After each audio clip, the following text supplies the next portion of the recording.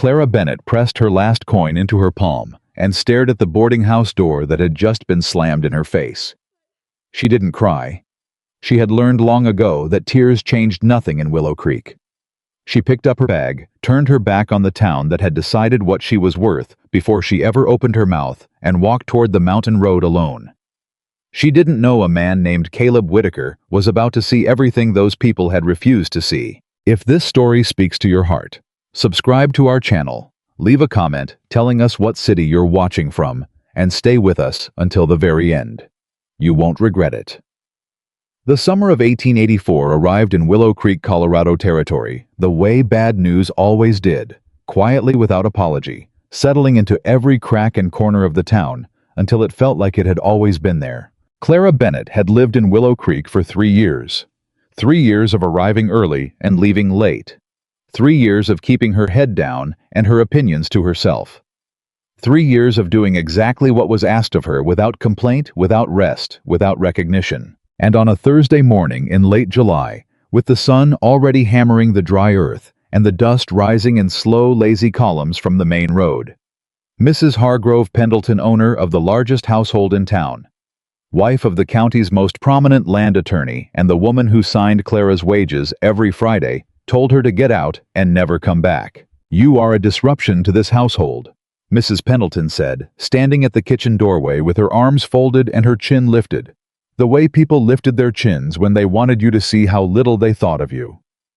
I will not have my husband looking at the help." Clara set down the iron she was holding, slowly, carefully, because if she moved quickly right now, she could not be certain what her hands might do. "I never gave Mr. Pendleton reason to look at anything," Clara said, keeping her voice flat. "That is a matter of interpretation," Mrs. Pendleton replied. "I want your things out of the servants' quarters by noon." She said it the way you said, "pass the bread," like it was a small thing, like 3 years of Clara's life were a small thing. Clara did not argue. She had learned a long time ago that arguing with people like Eleanor Pendleton was the same as arguing with a locked door. The lock did not care about your reasons. The lock simply held. She packed her belongings in less than 20 minutes. A spare dress. Her sewing tools, the good ones she'd bought herself, and sharpened herself and protected through 2 hard winters. A small wooden box with letters she no longer read, but couldn't bring herself to burn. A hairbrush. A photograph of her mother, which was the only thing in her possession that had never once been used against her.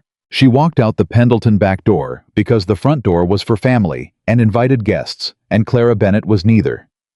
The July heat hit her immediately, pressing down on her shoulders like a hand that wanted her to kneel. She didn't kneel. She adjusted the bag on her arm and started walking toward the center of town. She had $19.40. The last 2 weeks of wages had been withheld. Mrs. Pendleton called it a breakage fee for a china plate that Clara had not broken, but there was no one in Willow Creek who was going to take Clara's word over Eleanor Pendleton's about anything. The first place she tried was the boarding house on Coulter Street, run by a woman named Margaret Albee, who had a reputation for renting rooms to working women at fair prices. She heard the reputation was true before she arrived. She found out the reality was more complicated when she knocked. Margaret Albee opened the door, looked at Clara, looked at the bag on her arm and said, "I heard you got yourself dismissed from the Pendleton house." News traveled fast in small towns. It always did. Especially the kind of news that painted a woman as a problem. "Yes, ma'am," Clara said. "I'm looking for a room. Weekly rate if you have it." "I don't have anything available," Margaret said. Clara looked past her into the hallway. She could see at least 2 doors standing open.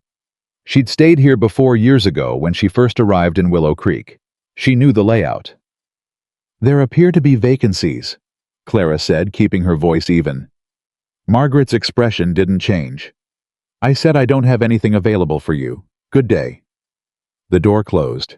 Clara stood on the porch for a moment. Then she turned around and walked back down the steps. She tried the hotel next, which was the only other option in town with rooms to let. The man at the front desk, a young clerk with slick hair parted down the center and a collar too tight for the summer heat, looked her up and down. The way young men with small authority always looked at women who needed something. Like the need itself was something shameful. "I'm afraid our rates are quite high," he said, though she hadn't asked about rates yet. "I have funds," Clara said. "We typically accommodate traveling businessmen and their families," the clerk said. "Not unaccompanied women without employment." "I have employment prospects," Clara said. "I'm an experienced seamstress. I've been contracted to ma'am." He said the word like a wall. "I'm afraid I can't help you." She walked out of the hotel into the full force of the afternoon sun and stood on the wooden sidewalk and looked up and down the length of Main Street, Willow Creek, Colorado territory. And she understood something she had been avoiding understanding for 3 years. This town had decided what she was. They had decided it before she did anything wrong, and she could not undo it by doing everything right. She had tried. She had tried for 3 years with everything she had, and the trying had not moved a single person's opinion, a single inch. The general store. The feed store. The dressmaker's shop, where old Mr. Tilson had a back room he sometimes rented to reliable women. She tried them all. She heard the same things in different words. "You should have known your place. A woman alone is trouble whether she means to be or not. I can't afford to upset the Pendletons. You've got that look about you, miss. I can't rightly say what it is, but I don't think you'd suit." By 4 o'clock, Clara Bennett had $19.40 a bag that was getting heavier with every step and no room for the night. She sat down on a bench at the edge of town, the one near the water trough, where the horses drank away from the storefronts and the people who looked through her like glass, and she pressed her hands flat on her knees and breathed. She was not going to cry. She decided that the same way she decided most things alone and without fanfare. She made the decision, and she held it. What she was going to do was think. She had heard there were ranches north of town, up into the foothills, that sometimes took on domestic help for the summer. Cooking, mending household work. The kind of work she had been doing her entire adult life.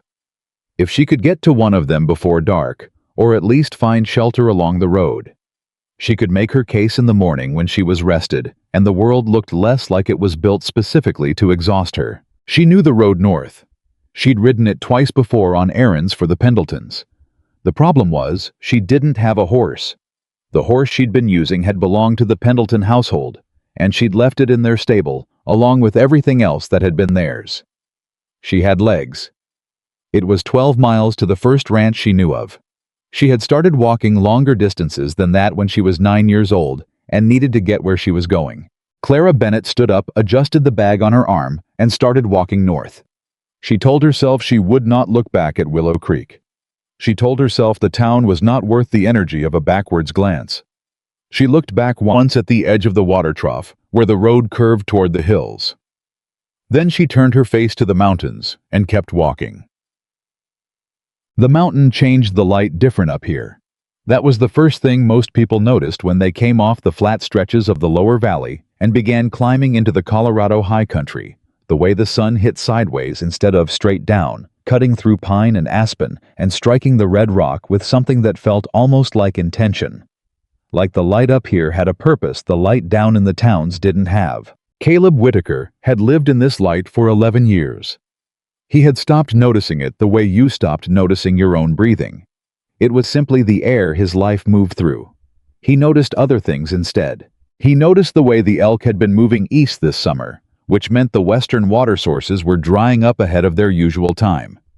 He noticed the angle of a boot print in soft earth, and could tell you whether the person was carrying weight, whether they were rushing, whether they were favoring a leg. He noticed the sound a horse made when something was wrong with it, long before most men could see anything wrong at all. He noticed Clara Bennett from a considerable distance, and what he noticed first was not what she looked like. What he noticed first was the way she was walking. She was moving north along the old mining trail, a path he knew better than most people knew their own kitchen floors, and she was walking the way people walked when they had decided something. Not frantic, not lost, deliberate. One foot in front of the other with a steadiness that didn't match the heat or the terrain, or the fact that she was carrying what looked like a full bag, and had from the position of the sun been on foot for several hours. How was coming down from the high ridge with 2 rabbits and a canteen half empty on his way back to the ranch before the afternoon thunderstorms came through, which they did with reliable fury every summer evening in these mountains. He almost passed the trail lower. He almost took the western fork that cut an hour off the ride home. He took the eastern fork instead, for no reason he would have been able to explain cleanly if anyone had asked him. He came around a stand of lodgepole pines and saw her. She was on her feet still, which surprised him. From the amount of time she'd been walking in this heat on this terrain with that bag, most people would have sat down by now. She hadn't sat down. She had one hand pressed against the trunk of a pine tree, steadying herself, and she was breathing with the focused concentration of someone who had decided that breathing was a task to be accomplished rather than a reflex. Her face was pale under the flush of heat exhaustion. Her dress was dark at the back and under her arms from sweat. Her hair had come mostly loose from whatever arrangement she'd started the day with. She was still moving. Barely, but still. Caleb pulled up on the trail above her. He didn't call out right away. He knew better than to startle a person who was already at the edge of themselves. He waited until he was in her line of sight visible and still not approaching just present. "Ma'am," he said. She stopped. Her hand tightened on the pine trunk. She looked up at him the way a person looked at something they weren't sure was real yet. Like maybe the heat had started doing something to her vision and he was part of it. "You real," she said. Her voice came out rougher than she probably intended. Dry and thinned out from hours without enough water. "Far as I know," Caleb said. She studied him for a long moment. He let her study him. He understood in the way he understood most things that mattered that this was not a moment that benefited from rushing. "How far is it to the Delaney ranch?" she asked. "Delaney sold and moved on 3 months back," Caleb said. "New owners from back east. Doesn't hire locally." Something moved through her expression. She swallowed it fast, but he caught it. Disappointment hitting a woman who'd already been hit a few times today. "What about the Fletcher spread?" she asked. 8 miles north, Caleb said. "But Fletcher's wife passed in May. He closed the house." She was quiet for a moment. Her hand dropped from the pine trunk. She straightened her spine, not a natural movement, a deliberate one, the kind you made when you were telling yourself something with your body. "How far back to Willow Creek?" she asked. 12 miles the way you came," Caleb said. 7 if you cut east through the gully, but the gully's a hard walk, even in good conditions. She turned and looked north again at the mountain rising ahead of her, like she was recalculating something.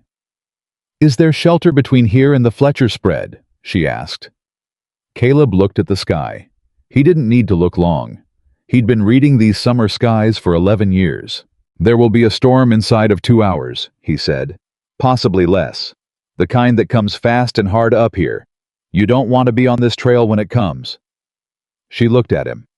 "Where's the nearest shelter?" "My ranch," Caleb said. 2 miles west on the ridge trail." She said nothing. He watched her process that.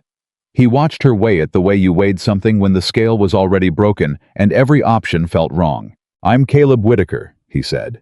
"I run a small cattle operation about 2 miles back. I have a guest room that hasn't been used in about 4 years, a water pump that works, and a cook stove that also works, if you know how to coax it, which it sounds like you might." He paused. "I'm not offering charity. I'm offering the only shelter available before that storm comes through. You can leave in the morning if you want." She looked at him for a long time. "I'm Clara Bennett," she said. "I had a position in town, and I no longer have it. I'm not a woman who takes handouts." "I didn't offer one," Caleb said. Another long pause. "Your guest room," she said. "Does it have a lock on the door?" He met her eyes. He understood the question behind the question.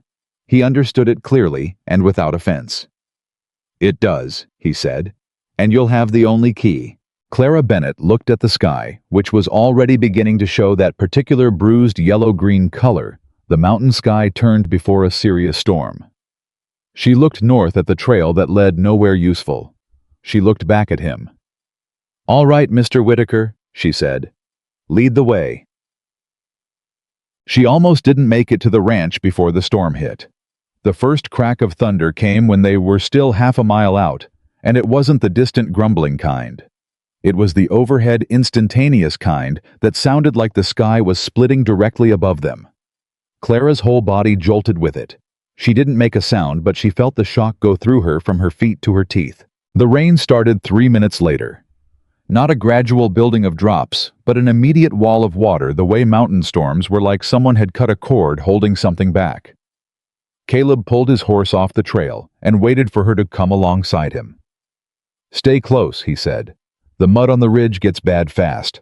She stayed close.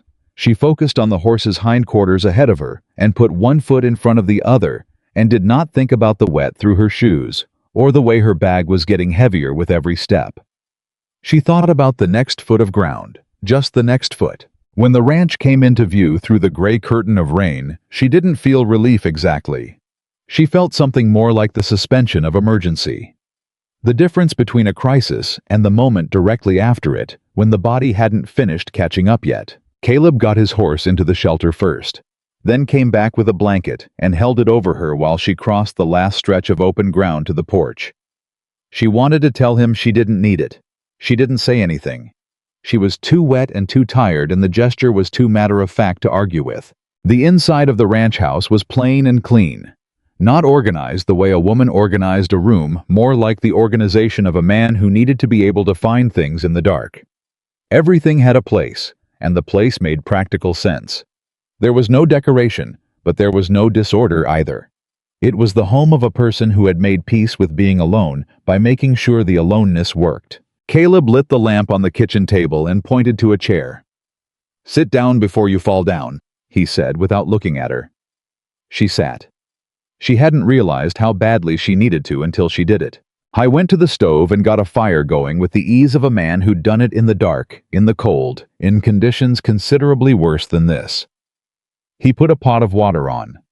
He didn't talk while he did it, which was something she noticed and appreciated. She had been talked at all day. The silence in this room felt like something solid she could lean against. "You can use the washroom when the water's hot," he said. "I'll get your room ready." "I can get my own room ready," Clara said. He stopped. He looked at her. "I know you can," he said. "I said I'll do it." It wasn't a challenge. It wasn't even really a contradiction. It was just a statement of intention, said in the even tone of a man who meant what he said and didn't see a reason to say more than that. Clara sat with it for a moment. "Thank you," she said. He nodded once and went down the hallway. She sat at the kitchen table and listened to the storm hammering the roof and the walls, and she looked around the kitchen, the coffee pot on the shelf, the dishcloth folded over the pump handle, the single cup sitting upside down on a wooden rack, and she thought, this is the first space today that didn't feel like a trap. She wasn't sure what to do with that. He brought her coffee without asking if she wanted it. Black in a tin cup that had been used so many times, its original color was anybody's guess. She wrapped both hands around it and drank it, and it was strong enough to restart a stopped clock, and she didn't say a word except "thank you," and he didn't say a word except "there's more if you need it." He ate supper across the table from her salt pork and beans that he'd had simmering since that morning, which told her something about the kind of man who planned ahead, even for days that weren't supposed to be complicated. She ate what he put in front of her without pretending she wasn't hungry. She was too tired for pretending. They didn't talk much during the meal. He asked once if she needed anything else. She said no. He nodded. The storm kept going outside. After she'd eaten, and he'd cleared the table with the efficient practicality of a man who lived by himself. He refilled her coffee and sat back down across from her and said, "You don't have to tell me anything, but if you want to, I'll listen." Clara looked at him over the rim of the tin cup. She looked at his hands first, a habit she'd developed without intending to, over years of learning to read men before they spoke. His hands were on the table, flat open, perfectly still, not impatient, not waiting to interrupt, just there. She looked at his face. The lines in it were the kind made by weather and years and long silences, not by cruelty. His eyes were dark and steady, and they were looking at her like she was a full person sitting across from him, not a problem or a burden or an object of pity. She hadn't been looked at like that in a long time. She wasn't sure she remembered how to handle it. "I worked for the Pendleton family for 3 years, she said. "I was dismissed this morning. Mrs. Pendleton decided I was a disruption." Caleb said nothing. He didn't rush to fill the silence. "I tried to find a room in town," Clara said. "No one would have me. The boarding house, the hotel, Mr. Tilson's back room." She paused. "I think the Pendletons made certain of that before I even finished packing." Caleb turned his coffee cup in a slow circle on the table. "That's Eleanor Pendleton's way," he said. "Not the first time she's done that to someone. Probably won't be the last." Clara felt something shift in her chest. It was the particular sensation of being believed without having to argue for it. She hadn't experienced it recently enough to identify it immediately. "What kind of work were you doing for them?" he asked. "Household management mostly. Cooking, mending, instruction for the children. I was also handling the inventory for the household accounts by the second year." She stopped. "Not that it mattered." "It matters," Caleb said. The simplicity of it caught her off guard. She looked at him. "A woman who can run a household inventory is a woman who understands numbers," he said.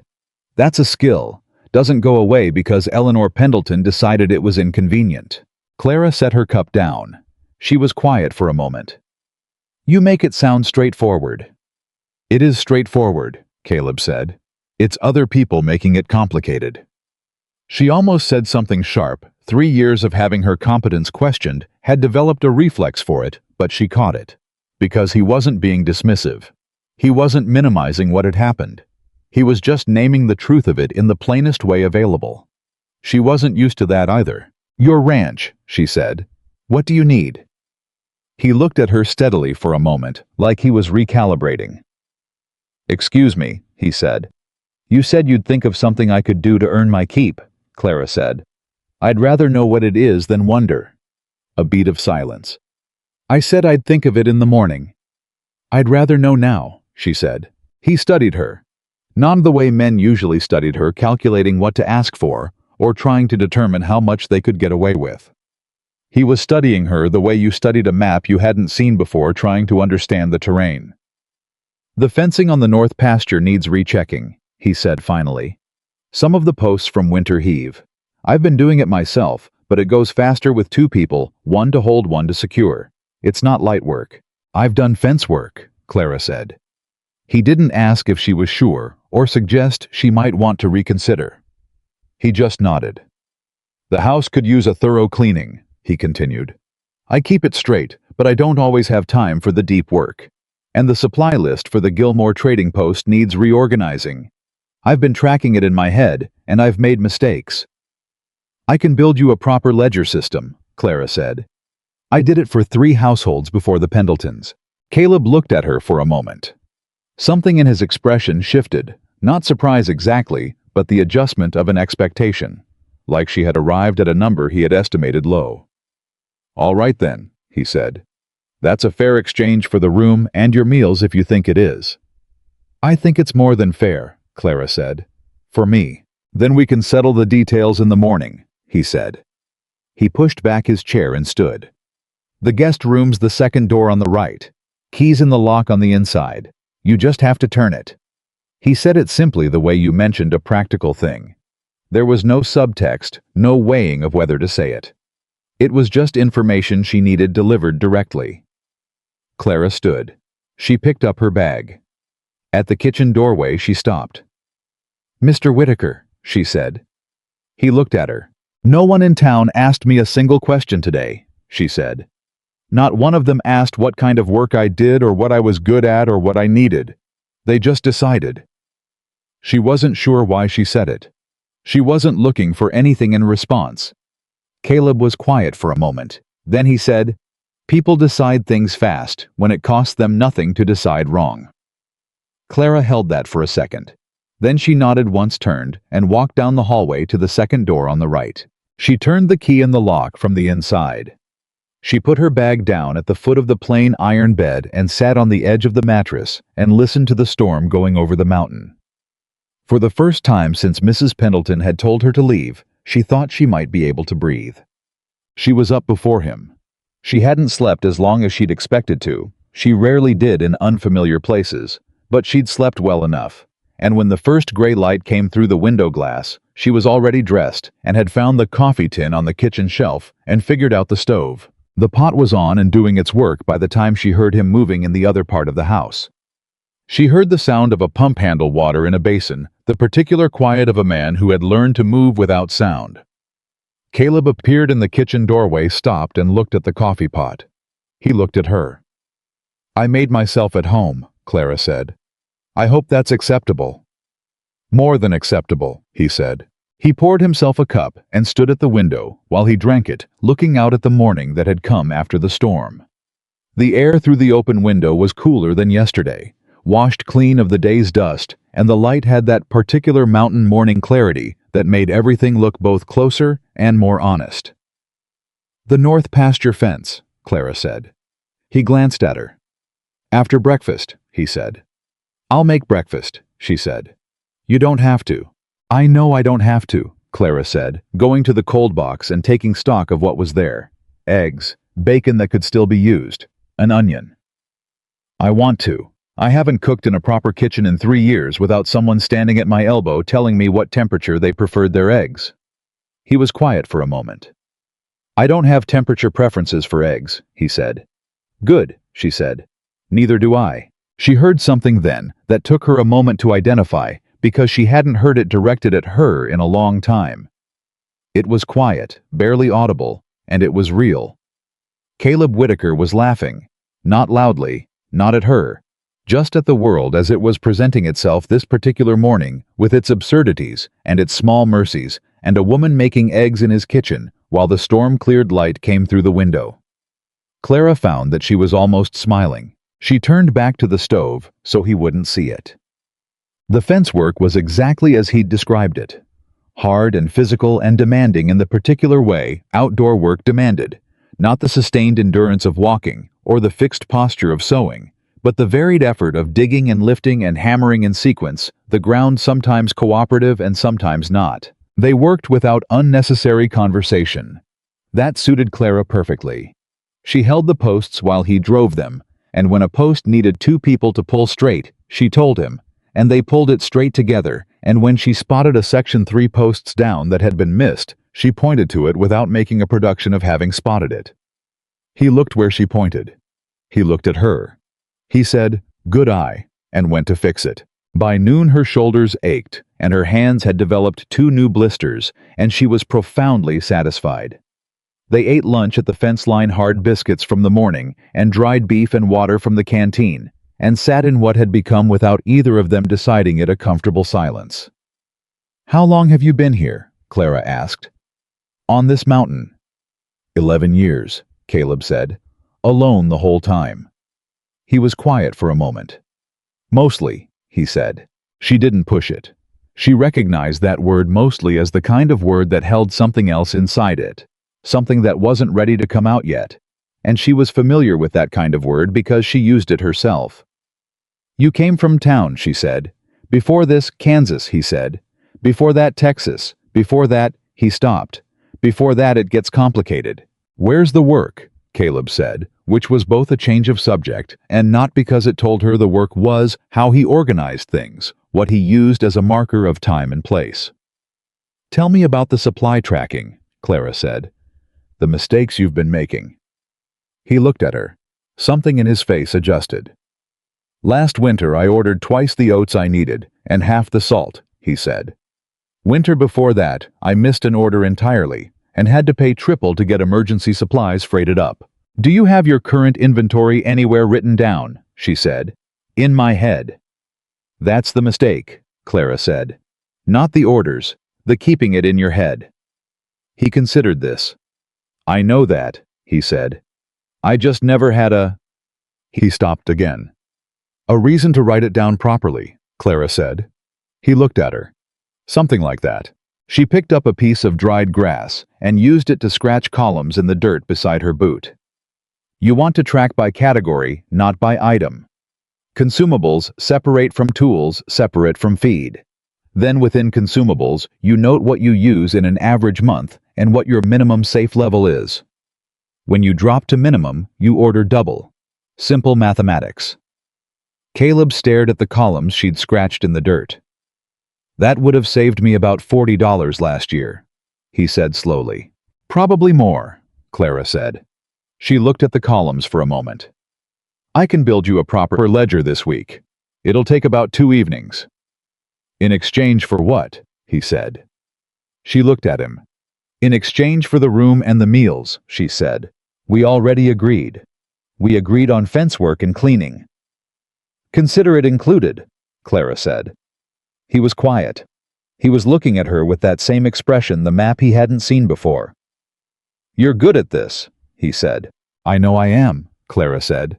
Nobody in Willow Creek cared particularly. I care, Caleb said. He said it simply without drama, without any indication he expected her to do anything with it. He said it the way he said everything as a fact because it was a fact, and he was a man who stated facts plainly. Clara looked out at the fence line they'd fixed, stretching clean and solid across the pasture. For the first time in a long time, she felt the particular sensation of having done something that mattered. Something real, in a place where her capability was not just tolerated, but recognized. She didn't say anything, but she held it. She held it quietly, the way she held most things that were too important to risk with words. The ledger Clara built Caleb was not a simple thing. She spent the first evening at the kitchen table, with a blank journal she found on the shelf behind the coffee tin, unused, still smelling of the general store, and she built it from scratch, the way she built everything she cared about carefully, with structure that made sense, with room for the unexpected. Caleb sat across from her and answered her questions. How many head of cattle? What the seasonal feed variations looked like? Which suppliers he used, and which he'd stopped using, and why? What tools had a tendency to need replacement at the same time every year? He answered everything she asked directly without embellishment, and she wrote it down in her clean, even hand and asked the next question. By the time she closed the journal that first evening, they had built between them a working picture of the ranch's entire operation. Not just the inventory, the operation. Caleb sat back and looked at the closed journal. No one's ever asked me all of that, he said. No one needed to know all of it, Clara said, putting her pencil down. Now you both know. He was quiet. You see the problem. It wasn't a question. She heard the shift in his voice, the flattening of it, the way a man's voice flattened when he was putting something down carefully because it was fragile. I see several, Clara said. Caleb picked up his coffee cup. He turned it in his hands. Say it plain, he said. Your pasture yield is short for the number of head you're running, Clara said. Not catastrophically, but enough that by December you'll be buying emergency feed at emergency prices. And your eastern water access is... She paused, looking at the notes she'd made. You said one of the creek channels had been running low. Since spring, he said. That's not weather, Clara said. That's diversion. He went very still. She watched it happen the way his entire body reoriented around the word. Not with surprise. With recognition. I know, he said. You've known. I suspected. He set the cup down. I didn't have anything to prove it. Clara looked at her notes. She looked at him. Who owns the land northeast of your upper pasture? A beat of silence. Man named Marcus Holloway, Caleb said. He owns most of the valley floor now. Bought out 4 farms in the last 2 years. Bought them, Clara said, or acquired them. Caleb looked at her steadily. What's the difference? A considerable amount of money, Clara said. And whether the people who sold had any real choice. The lamp between them flickered. Outside, a nightbird called once and went quiet.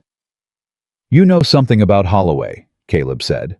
It wasn't an accusation. It was just the observation of a man who had learned to read the way information sat in a person's silence. Clara put her hands flat on the table. I managed the Pendleton household accounts for 2 years, she said. Garrison Pendleton is Holloway's land attorney. I saw correspondence. I wasn't supposed to, but I organized the files and I read quickly. She paused. Some of what I saw didn't make sense to me then. And now I'm looking at your creek levels and your pasture yield, and a man who bought 4 farms in 2 years at prices no one would have taken if they'd had other options. She met his eyes. It makes more sense now. Caleb was quiet for a long time. The kind of quiet that wasn't emptiness. It was the quiet of a man processing something he had been half knowing for months, and was now having confirmed by someone with the precision to name it. "What exactly did you see?" he said. "Correspondence between Pendleton and Holloway regarding water rights assessments along the North Valley Creek system," Clara said. "I didn't understand the legal language at the time, but I understood that the assessments were being described as current when I had reason to believe they were old, and the property valuations attached to them were—" She stopped. Low. Significantly low. Caleb stood up. He walked to the window and stood with his back to her, looking out at the dark mountain. "He's been redirecting the creek," he said. It wasn't a question anymore. "I think so.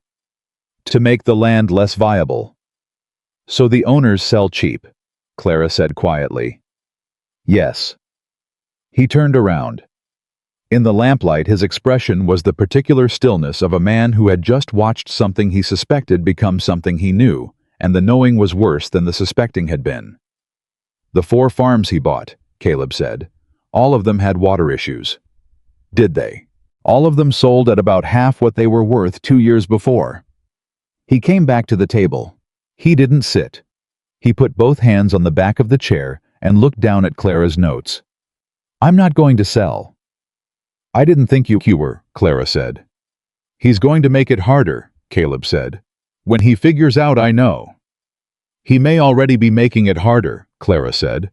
"The Eastern Channel didn't drop on its own in spring." Caleb looked at her. Something moved in his face, not quite anger, not quite something else. The particular expression of a man recalibrating a threat he had underestimated. "You're not surprised," he said. "I'm tired of being surprised by men like Marcus Holloway," Clara said.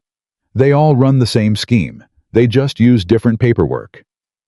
The next 3 days had a rhythm to them that Clara had not expected and could not quite account for. She woke early and made coffee, and Caleb was always already up, always already in the barn, or at the pump, or somewhere on the property, doing the first work of the day, before most people had opened their eyes. They ate breakfast together. She cooked, and he didn't pretend he didn't appreciate it, which was more honesty than she'd experienced at a breakfast table in years. And then they divided the day's work between them, the way 2 capable people divided work without ceremony, based on what needed doing and who was better positioned to do it. I didn't condescend to her. That was the thing she kept noticing and kept being surprised by, because she had been condescended to so consistently and for so long that its absence felt like a kind of vertigo. He didn't explain things she already knew. He didn't soften his language or look concerned when she picked up something heavy. He just worked alongside her, and when she had a better approach to something, he listened to it. And when he had a better approach, she listened to him, and that was the whole of it. On the 3rd day, she was in the kitchen, reorganizing the supply shelf, an ongoing project that revealed new layers of previous disorder every time she cleared one when she heard a horse on the road below. She didn't think much of it at first. Horses came through this road occasionally. Caleb had mentioned a few neighbors who used the upper trail as a shortcut, but the hoofbeats stopped at the gate. She heard Caleb's voice outside, then another voice she didn't recognize. Lower than Caleb's, the particular roundness of a man who was accustomed to being listened to. She didn't move toward the window. She stayed at the shelf and listened. "Just paying a neighborly call," the second voice was saying. "Man up on the mountain keeps to himself, folks start to wonder. I keep to myself because I prefer it," Caleb said.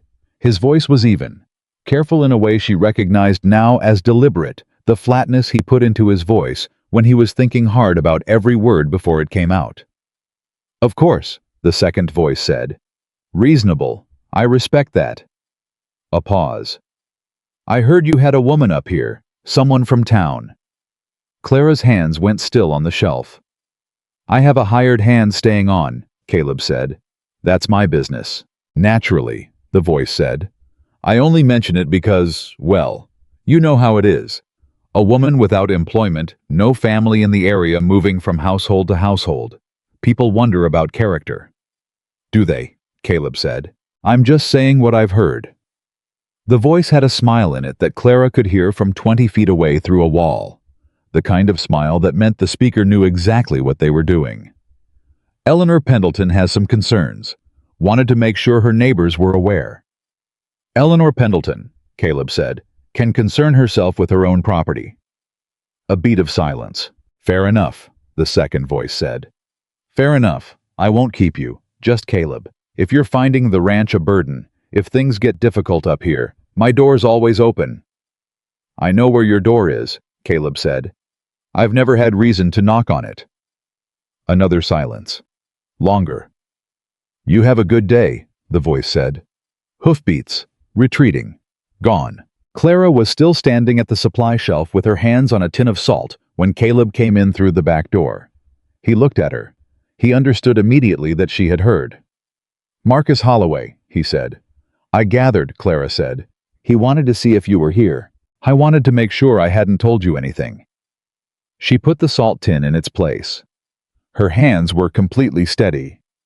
And he wanted to plant the idea that I'm a woman of questionable character, so that if I do tell you something, you'll have reason to doubt it. Caleb leaned against the doorframe. He was looking at her with a kind of focused attention that wasn't uncomfortable. It was the attention of someone taking something seriously. Does that concern you? He said. Which part? The questionable character part. Clara turned to face him fully. No, she said. What concerns me is that he came up here himself. Men like Holloway don't make personal calls unless they've decided something requires personal attention. Caleb was quiet for a moment. You're saying he already considers us a problem. I'm saying he came to look at us, Clara said. That means he's not sure yet what we know, which means we still have time. She paused. Not much, but some. He pushed off from the doorframe. I need to ride the Upper Creek line, he said. Today. I've been putting it off. I want to come, Clara said. He looked at her. Not the look that meant it's too rough for you. She would have recognized that look and dealt with it accordingly. It was a different look. The look of a man deciding something that wasn't his to decide for her. All right, he said. The creek line told a story that didn't need many words to understand. Caleb found the first diversion point half a mile up from where his eastern channel branched off. It wasn't subtle. Whoever had built it had been confident enough not to bother with subtlety. A constructed bank. A redirected flow. New work no more than a season old. He stood at the edge of it, and Clara stood beside him, and neither of them said anything for a long moment. He's not even hiding it, Caleb said. He doesn't think he needs to, Clara said. He has Pendleton as his attorney. He has the territorial assessments in his pocket. She crouched down and looked at the construction. But this is physical. This is something you can point to. I can't prove he built it. Not yet, Clara said. But you can document it. She looked up at him. You have any talent for drawing? He looked at her. Some. I need measurements and a sketch, she said. Exact measurements, the date, the location by landmark reference. She stood. If this ever gets in front of a territorial judge, the first question is going to be whether the diversion is natural or constructed. The second question is going to be when it was built. We need to be able to answer both. You're thinking about a legal challenge, Caleb said. I'm thinking about every option available to us, Clara said. I was quiet for a moment. Then, you said us. Clara looked at him. She realized she had. She felt the small particular exposure of having revealed something without intending to. The problem affects both of us, she said. He didn't push it. He just looked at her for a moment, that steady, unhurried look, and then pulled his notebook from his coat pocket. Tell me where to start measuring, he said. She told him. He measured and sketched with the same precise economy he brought to everything physical. She gave him reference points. The large granite outcropping to the northwest, the split pine visible from the main trail, and he incorporated them without being asked twice. When he handed her the finished sketch to review, she found only one thing to correct a bearing notation, and he corrected it without comment. They were 2 miles back toward the ranch when she said, Who else has he bought out? The 4 farms, do you know the owners? Tom Greer sold in March, Caleb said. Had the property north of the valley floor. Good water always had good water until last year. Bill Fontaine and his brother sold in January. The Vasquez family sold last fall. He paused. All of them moved on. I don't know where. Tom Greer, is he still in the area? Caleb looked at her. Last I heard, he was staying with his wife's sister in Whitmore, 20 miles east. Would he talk to you? Probably, Caleb said. Why? Because if Holloway offered him a low price and Greer took it without an attorney present, there may have been misrepresentation in the transaction, Clara said. Frontier land law isn't my specialty, but I know enough to know that forged or manipulated assessment documents in a land transaction are federal territory, not just territorial. Caleb pulled up slightly and looked at her sideways. How do you know that? I read, Clara said. A pause. Everything, he said. Most things, she said. Mr. Pendleton kept a law library. I reorganized it twice. The first time I only read the spines. The second time I read everything that looked useful. He looked forward again. She could see the corner of his expression shifting, that slight adjustment that happened when she said something that recalibrated whatever picture he'd been forming of her. Clara, he said. She waited. What happened to you before the Pendletons? He said. The question was quiet. There was no pressure behind it. He asked it the way he asked everything, like information he was offering to receive, not demanding. She was quiet for a long moment. Long enough that she considered not answering. I had a husband, she said. For 2 years. He decided I wasn't what he'd expected. What did he expect? Someone smaller, Clara said. In every sense of the word. Caleb said nothing. He didn't offer condolence or outrage, or any of the things men usually offered when a woman disclosed that kind of history. The responses that were really about the man's own discomfort rather than the woman's experience. He just said, his loss. And he said it simply without drama, like it was just a fact. Clara looked straight ahead at the trail. Yes, she said quietly. It was. 4 days after Holloway's visit, the first act of direct interference arrived. Clara was at the kitchen table working on the supply ledger when she heard Caleb's boots on the porch fast, which was unusual. Caleb Whitaker moved with a particular deliberate unhurriedness that she had come to recognize as native to him. When those boots hit the porch fast, something was wrong. He came through the door with a piece of paper in his hand, and his jaw set in a way that meant the thing he was not saying was significant. Letter from Gilmore's trading post, he said. My account's been flagged. Clara set pencil down. Flagged how? Credit suspended. Pending investigation of an outstanding debt I apparently owe. He put the paper on the table. I don't owe Gilmore a cent. I've traded there for 9 years and paid in full every month. Clara looked at the letter. It was brief and formal, and referenced an account review initiated at the request of a local business interest regarding unpaid obligations. It did not name the business interest. It didn't need to. He's cutting your supply line, Clara said. I have to ride to Gilmore's and sort this out, Caleb said. Yes, Clara said. And while you're there, you need to ask Gilmore directly who flagged the account. Get him to say it out loud if you can. Get a witness to the conversation. Caleb looked at her. You think like a lawyer. I think like someone who has been maneuvered before and learned to document it, Clara said. She looked at the letter again. He's escalating. Holloway's visit was reconnaissance. This is his next move. What's his move after this? Caleb said. Clara was quiet for a moment. He'll go after your reputation, she said. When the financial pressure doesn't make you sell, he'll make people not want to do business with you at all. He'll find a story, true or not, and he'll let it run through town. Caleb looked at her steadily. Has he already started?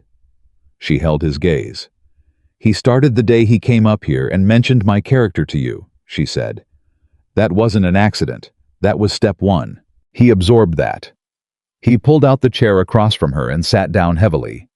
He put his hands flat on the table, those large, still, work-worn hands, and he looked at the letter. I'm not going to sell, he said. The same thing he'd said the first night. But it sounded different now, not just resolve, but a decision that had been tested and held. "I know," Clara said. "So we need to find what he doesn't want found before he finds a way to make us look too discredited to matter." "The old assessment documents," Caleb said slowly. "They have to exist somewhere," Clara said. "Pendleton handles all of Holloway's transactions. That means the paperwork, the original assessments, the deeds of sale, the water rights filings, all of it passes through the Pendleton office." She paused. "I know that office." Caleb looked up at her. "I organized that office for 2 years," Clara said. "I know where every file is kept, which cabinet, which drawer, which folders Pendleton locks, and which he only thinks he locks." She met his eyes. "I know what the assessments looked like when I filed them the first time. I would know if they'd been altered." The silence between them had weight. "Clara," Caleb said, "what you're describing is—" "I know what I'm describing," she said. "I'm not suggesting we steal anything. I'm suggesting we look at documents that are filed with a territorial attorney in what is supposed to be a matter of public record. The legal argument would be that they are public record. The practical argument," Caleb said carefully, "is that Pendleton would not see it that way." "No," Clara said, "he wouldn't." Another silence. Longer. "I would go with you," Caleb said. "I know you would," Clara said. "That's not the question. The question is whether we can do it before Holloway's next move makes it impossible to do anything at all." Caleb looked at her across the table. The lamp was between them, the same as that first night, and the same quality of stillness was in the room. But something was different in it now. It wasn't the stillness of two strangers measuring their distance. It was the stillness of two people who had been through enough together in a short time that the distance had changed without either of them deciding to change it. "You're not afraid," he said. "I'm afraid of a great many things," Clara said. "I'm just not afraid of doing the right thing because it's inconvenient." He looked at her for a long moment. "All right," he said. "We plan it carefully." "We plan it carefully," she agreed. He reached across the table and turned the supply ledger to face him. He looked at it for a moment, her careful columns, her clean notations, her system that had taken a chaotic running record in his head and turned it into something solid and usable and real. "You know," he said, "when I found you on that trail, I thought you were a woman who'd had a hard day." "I'd had a hard 3 years," Clara said. "I know that now." He looked up from the ledger. "I'm sorry it took coming up a mountain in a storm for someone to finally see what you can do." Clara sat with that for a moment. She didn't deflect it or minimize it or turn it into something smaller. She let herself sit with it. "So am I," she said honestly. He nodded. He looked back at the ledger. "Start at the beginning," he said. "Tell me everything you remember about Pendleton's filing system." Clara picked up her pencil. And for the next 2 hours, while the summer evening went dark outside and the mountains settled into their slow, indifferent silence, she talked and he listened, and they built something between them that was more than a plan. It was a partnership. And Marcus Holloway, 20 miles down in the valley floor, had no idea it existed. The plan had 3 parts, and Clara had thought through every way each one could go wrong. The first part was Tom Greer. Caleb rode out to Whitmore on a Tuesday early enough that the heat hadn't fully committed to the day yet. Clara stayed at the ranch and finished the supply ledger and tried not to think about all the ways a conversation with a man who had lost his land and his livelihood could go. People who had been beaten down by a system sometimes didn't want to talk about it. Sometimes the talking was the last thing they had left that was theirs, the not telling, and you couldn't take that from them without taking something else. She heard Caleb's horse on the road 3 hours later and was at the door before he reached the porch. She read his face before he said a word. She had gotten good at reading his face, the particular economy of it, the way information arrived in small adjustments of expression rather than in obvious signal. What she read now was not defeat. It was something more complicated. "He talked," she said. "He talked for 2 hours," Caleb said. He came inside and went straight to the kitchen and poured water from the pitcher and drank half of it before he turned around. Tom Greer is a man who has been waiting for someone to ask him the right questions for 8 months. What did he say? Caleb pulled out the chair and sat down. He put his hat on the table and ran a hand through his hair. Holloway's man came to him last February, showed him an assessment document, official-looking territorial seal. Pendleton's name at the bottom that valued his property at roughly half what Tom paid for it 12 years ago. And Tom had no attorney. Tom's wife was sick, Caleb said. He needed money fast and he needed it certain. The assessment looked real. Pendleton's a territorial attorney with a proper office and a reputation. He paused. Tom said the numbers didn't feel right, but the papers looked right, and he didn't know enough law to know what questions to ask. Clara sat down slowly. The assessment was forged. Or altered, Caleb said. Tom has the copy they gave him. He kept it. He said he kept it because something felt wrong, and he thought someday he might need it. Clara looked at him. He still has it. He gave it to me. Caleb reached inside his coat and put a folded document on the table between them. She unfolded it carefully. She looked at it for a long time without speaking. She had organized the Pendleton filing office for 2 years. She had handled dozens of territorial assessment documents, filed them, cross-referenced them, noted their dates and their format. She knew what a real one looked like, the same way she knew what a real egg felt like in her hand. The weight, the texture, the particular way the shell sat. This one was wrong. Not dramatically. Not in a way most people would catch. But the territorial seal was a fraction too small. She could see it in the proportions relative to the margin, and the document number format was 1 digit longer than the format that had been standardized by the Territorial Office in 1881. She knew that because she had filed the circular announcing the format change. "It's altered," she said. "The seal and the document number. Someone took a real assessment form and changed the figures." Caleb was watching her face. "You're certain?" "I am certain," Clara said. She folded the document back along its original lines. "This is the evidence. This is what we needed." "It's one document," Caleb said. "It's one document with one man's testimony behind it," Clara said. "But if Holloway did this to Tom Greer, he did it to the Fontaine brothers, and he did it to the Vasquez family. The method is the same because the method works." She looked up. "And the originals are in Pendleton's office." The second part of the plan was the harder part. They went into Willow Creek on a Wednesday, which was the day Garrison Pendleton attended the county land board meeting at the courthouse, a 3-hour obligation he had not missed in 6 years. Clara knew this because she had managed his calendar. She also knew that his office clerk, a young man named Eddie Marsh, took his lunch at Dolly's Diner from noon to 1 o'clock, without variation and without hurry. They left the ranch before sunrise. Caleb drove the wagon. Clara sat beside him with her hands folded in her lap and her spine straight and her face arranged in the particular expression of a woman who knew what she was doing and had decided the knowing was enough. "You don't have to come inside," she said. "I know," he said. "If someone sees me going in, it needs to look like I have legitimate reason to be there." "You worked there for 2 years," Caleb said. "You have legitimate reason to retrieve your personal belongings. Anyone who asks." She looked at him. "That's actually good." "I have occasional ideas," he said. She almost smiled. She didn't quite, but it was close. They reached Willow Creek at 11:30. Caleb left the wagon 2 streets over from the Pendleton office at the feed store, which gave him a reason to be in that part of town that required no explanation. At 5 minutes past noon, Clara walked through the front door of the Pendleton law office. The front room was exactly as she had left it 8 days ago. The same arrangement of chairs along the wall for waiting clients. The same framed certificate above the desk. Eddie Marsh's coat was gone from the hook by the door, which meant he was already at Dolly's.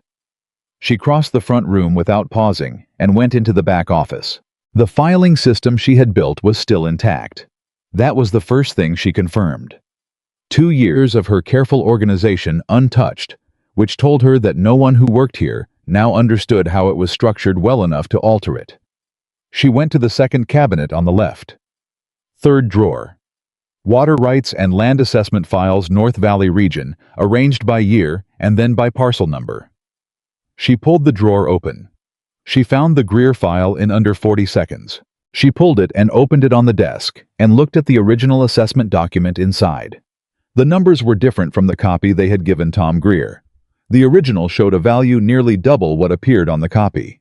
Someone had taken the original, copied the form, halved the values, reattached the seal, and presented the forgery to a man whose wife was sick and who needed money, and who trusted that a document with a territorial attorney's name on it was what it said it was. Her hands were steady. She was not surprised. She was something colder than surprised, and more useful, she was confirmed. She found the Fontaine file, same pattern. The Vasquez file, same pattern again. She was looking for a fourth file. She knew there had been a fourth sale when she heard the front door open. She went absolutely still. Footsteps in the front room. Not Eddie Marsh's light, fast footsteps. These were deliberate, measured. She knew those footsteps. She had heard them for 2 years coming down the hallway of the Pendleton house toward whatever room she happened to be in. Garrison Pendleton. The land board meeting had ended early. She had approximately 10 seconds before he reached the back office door. She looked at what was in her hands, 3 files, 3 sets of original assessments. She looked at the open drawer. She looked at the door. She put 2 of the files back in the drawer. She kept the Greer file, the one they already had a copy of Tom's forged version to compare against. She closed the drawer. She turned to face the door. Garrison Pendleton walked in and stopped. He was a tall man, 50s silver at the temples, the kind of man who wore a suit correctly and knew it. He looked at her with the expression of a man who had expected an empty office and found something he hadn't budgeted for. "Miss Bennett," he said. "Mr. Pendleton," Clara said. A beat of silence. His eyes went to her hands. She had the Greer file at her side, pressed against her skirt. She didn't try to hide it. Hiding it would make it the thing he thought about. Holding it openly made it a question he had to ask. "What are you doing in my office?" he said. "I left personal items when I departed Mrs. Pendleton's employ," Clara said. "I had reason to believe some of them were brought here by mistake when the household was reorganized. I came to retrieve them." "Personal items," Pendleton repeated. "Yes. In my filing room." "Eddie wasn't here to direct me," Clara said. "I know this office. I thought it was simpler to look myself." He looked at her for a long moment. He was calculating. She could see it, the same careful arithmetic she had watched him do across a dozen years of client meetings, the assessment of risk and exposure. "What is that you're holding?" he said. "My letter of reference from Mrs. Pendleton," Clara said, and the lie came out of her flat and certain as a plank of hardwood without a single splinter. "She gave me one when I left. I thought perhaps she had sent it here for filing, which would have been a mistake, and I wanted it back." He looked at the file. He looked at her face. He was trying to read something in her expression that she had made certain was not there. "You may go, Miss Bennett," he said. "I'll have Eddie review the files to ensure everything is in order." "Of course," Clara said. She walked past him through the doorway, across the front room, and out the front door of the Pendleton Law Office, into the full hammering weight of the July noon heat. She did not look back. She walked 2 streets over. She turned the corner, and Caleb was there standing at the wagon, and he read her face with the same speed she read his, and his hands went still on the wagon side. "I have it," she said quietly. "Get us out of here." He helped her up without a word, and climbed up beside her, and moved the wagon out of the feed store yard at a pace that was perfectly ordinary, which was the only pace that mattered right now. They were 3 blocks away before he said anything. "Pendleton," he said. "He came back early," Clara said. His jaw tightened. "Did he?" "He doesn't know what I took," Clara said. "He suspects I took something. He'll check the files." She paused. "He'll find the Fontaine and Vasquez files exactly where they're supposed to be. He'll find the Greer file missing, but he won't know what I know to compare it against." "He'll tell Holloway," Caleb said. "Yes," Clara said. "Tonight probably." "Then we don't have much time." "We have 1 move left," Clara said. She pressed the file flat against her lap and kept her eyes on the road ahead. "And we have to make it count." The third part of the plan was the part Clara had been turning over in her mind since the night they'd built it together at the kitchen table, because it was the part that required something harder than nerve or precision. It required someone to believe them. The Territorial Land Office in Colorado in 1884 was not a place known for swift action, and the territorial judge assigned to the North Valley Circuit. A man named Aldous Creed was not known for enthusiasm where small ranchers were concerned. But he was known for one thing that mattered more right now than enthusiasm. He was known for hating Marcus Holloway. Caleb told her this on the ride home in the flat, factual tone he used when he was giving her information he thought she needed regardless of whether it was comfortable. They had a dispute over the Clearwater Creek water rights 3 years back, Caleb said. Holloway won it on a technicality. Creed never forgave the technicality. A judge who has a personal grievance is not necessarily the most stable foundation for a legal case, Clara said. No, Caleb said. But a judge who will actually read what you put in front of him because he wants Holloway to be wrong is better than a judge who files it in a drawer. Clara considered this. Do you know how to reach him? He holds a circuit session in Marble Falls every other Friday, Caleb said. This Friday. 2 days. She looked at what they had Tom Greer's forged assessment copy. The original from Pendleton's files. Her own 2 years of knowledge about how that filing system worked and what the documents were supposed to look like. The physical evidence of the creek diversion, measured and sketched and dated. And Tom Greer himself, who had been waiting 8 months to tell someone the right thing. It wasn't enough for a criminal conviction. Not yet. But it was enough for a federal inquiry, and a federal inquiry was a problem that Marcus Holloway's money and Marcus Holloway's attorney could not make disappear the way they made other things disappear. They were 4 miles from the ranch when the riders appeared behind them, 3 of them coming fast from the south road. Caleb saw them in the same moment Clara did. She felt his posture change beside her, the small tightening that meant attention had shifted to threat. Hold on, he said quietly. He didn't speed the wagon. He kept it moving at the same ordinary pace, which was exactly right, because a wagon that suddenly rushed looked like a wagon that had something to rush about. The riders came alongside. 2 of them she didn't know. The third was a man she recognized from the times he'd come to the Pendleton house on Holloway's business, a broad man with a flat, unreadable face named Cord. Mr. Whitaker, Cord said, keeping pace with the wagon. Mr. Holloway would like a word. Tell Mr. Holloway to send a letter, Caleb said. Mr. Holloway prefers to discuss things in person. Cord's eyes went to Clara. They stayed on her for a moment, not a leer, something worse than that. An assessment. Both of you. We're not available, Clara said. Cord looked the way men like him looked at women who spoke when they hadn't been addressed with the particular annoyance of someone who considered the speaking itself an offense. Miss Bennett, he said, you've been causing some trouble in places you don't belong. I've been in every place I've had a right to be, Clara said. That's a matter of opinion. No, Clara said. It's a matter of law. Cord moved his horse closer to the wagon. Caleb's hand dropped to his side in a motion that was completely unhurried and completely clear about what it meant. You want to think about what you're doing right now, Caleb said. His voice had gone to a register she hadn't heard from him before, low, with no performance in it whatsoever. It was the voice of a man who was not threatening because he didn't need to threaten. Cord looked at Caleb's hand. He made a calculation that smarter men than him had made when faced with a man who moved with that particular economy. He pulled his horse back 2 steps. Mr. Holloway's going to be disappointed, Cord said. He'll manage, Caleb said. The 3 riders fell back. They didn't follow. Clara listened for their hoofbeats until she was certain they'd turned.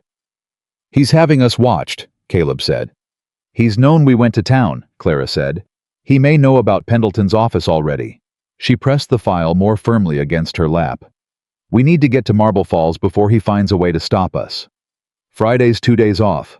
Then we leave tomorrow, Clara said.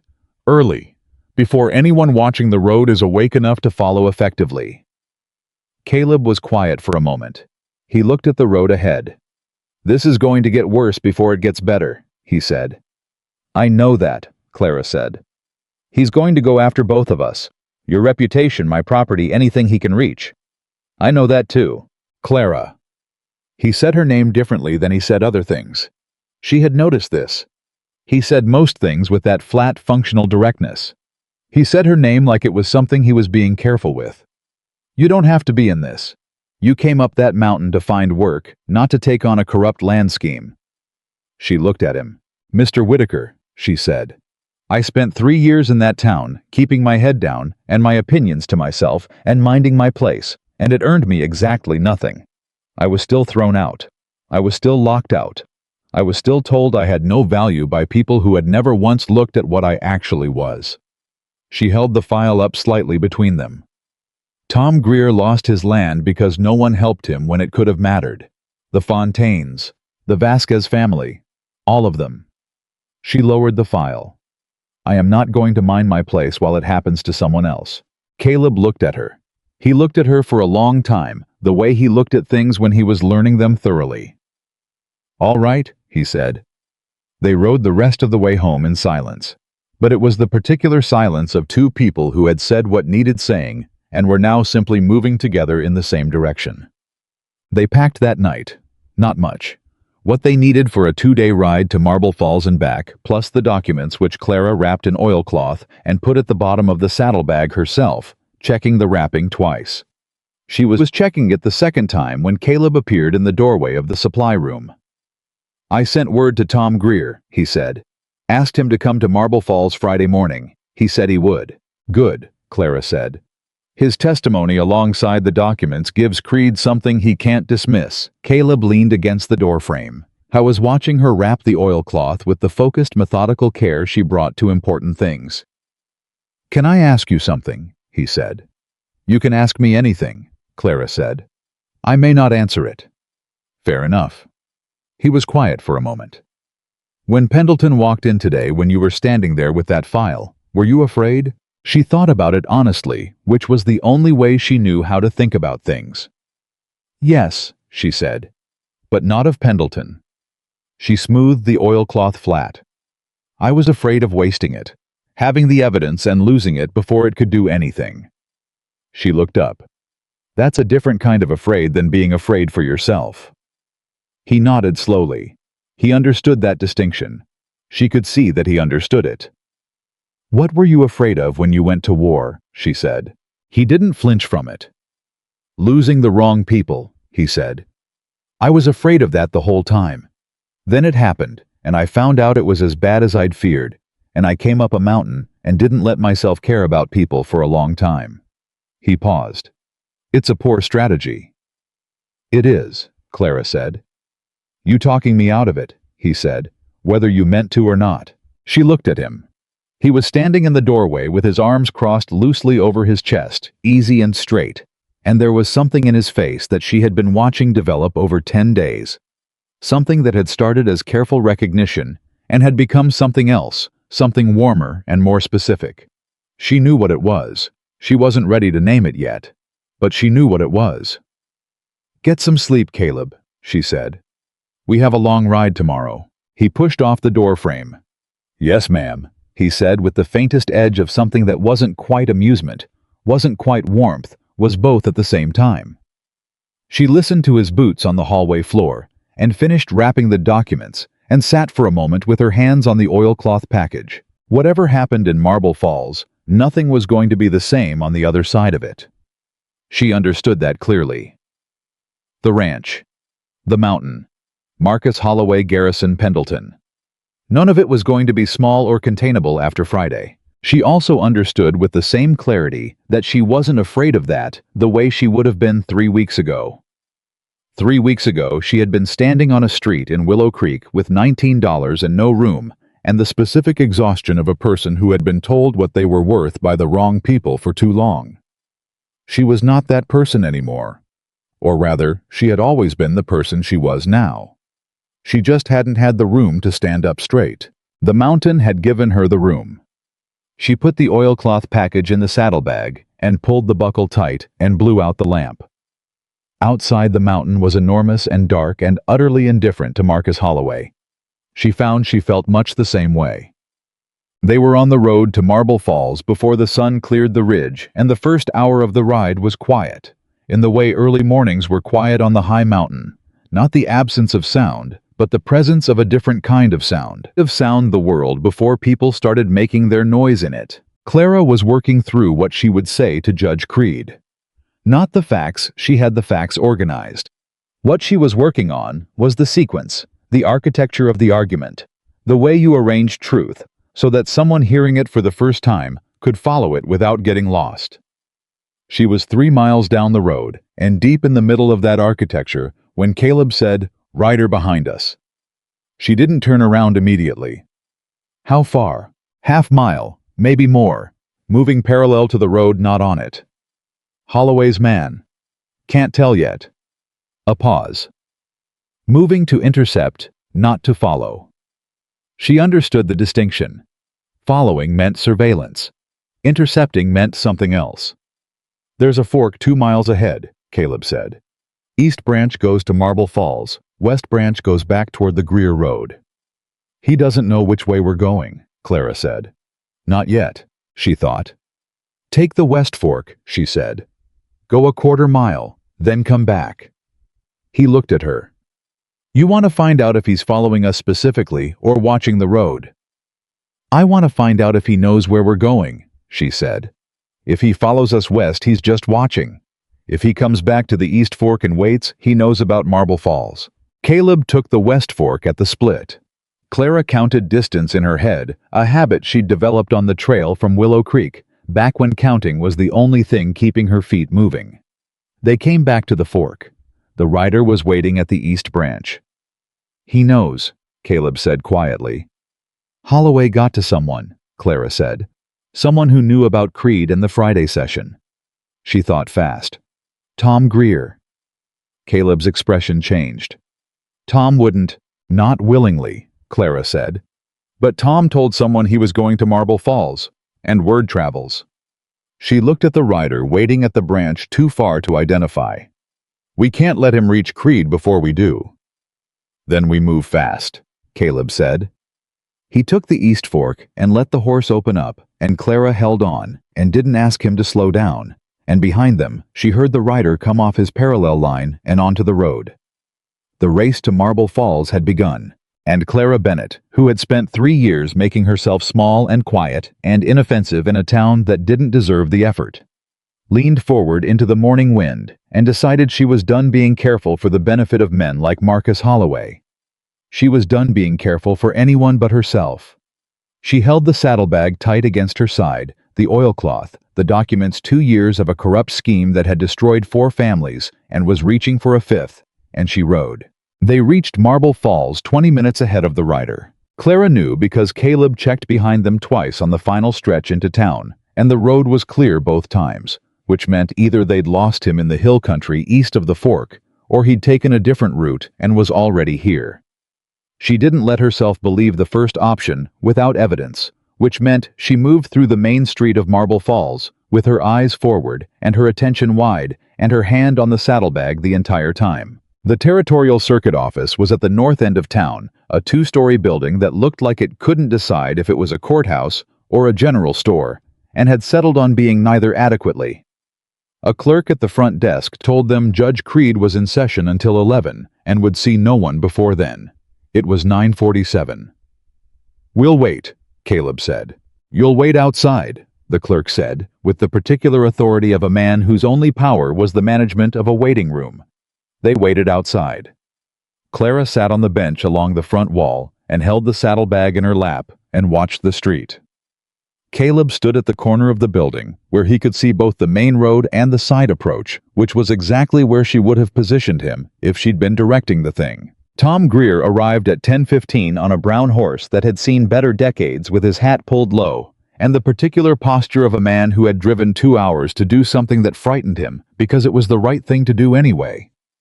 Clara recognized that posture. She'd worn it herself into the Pendleton office 3 days ago.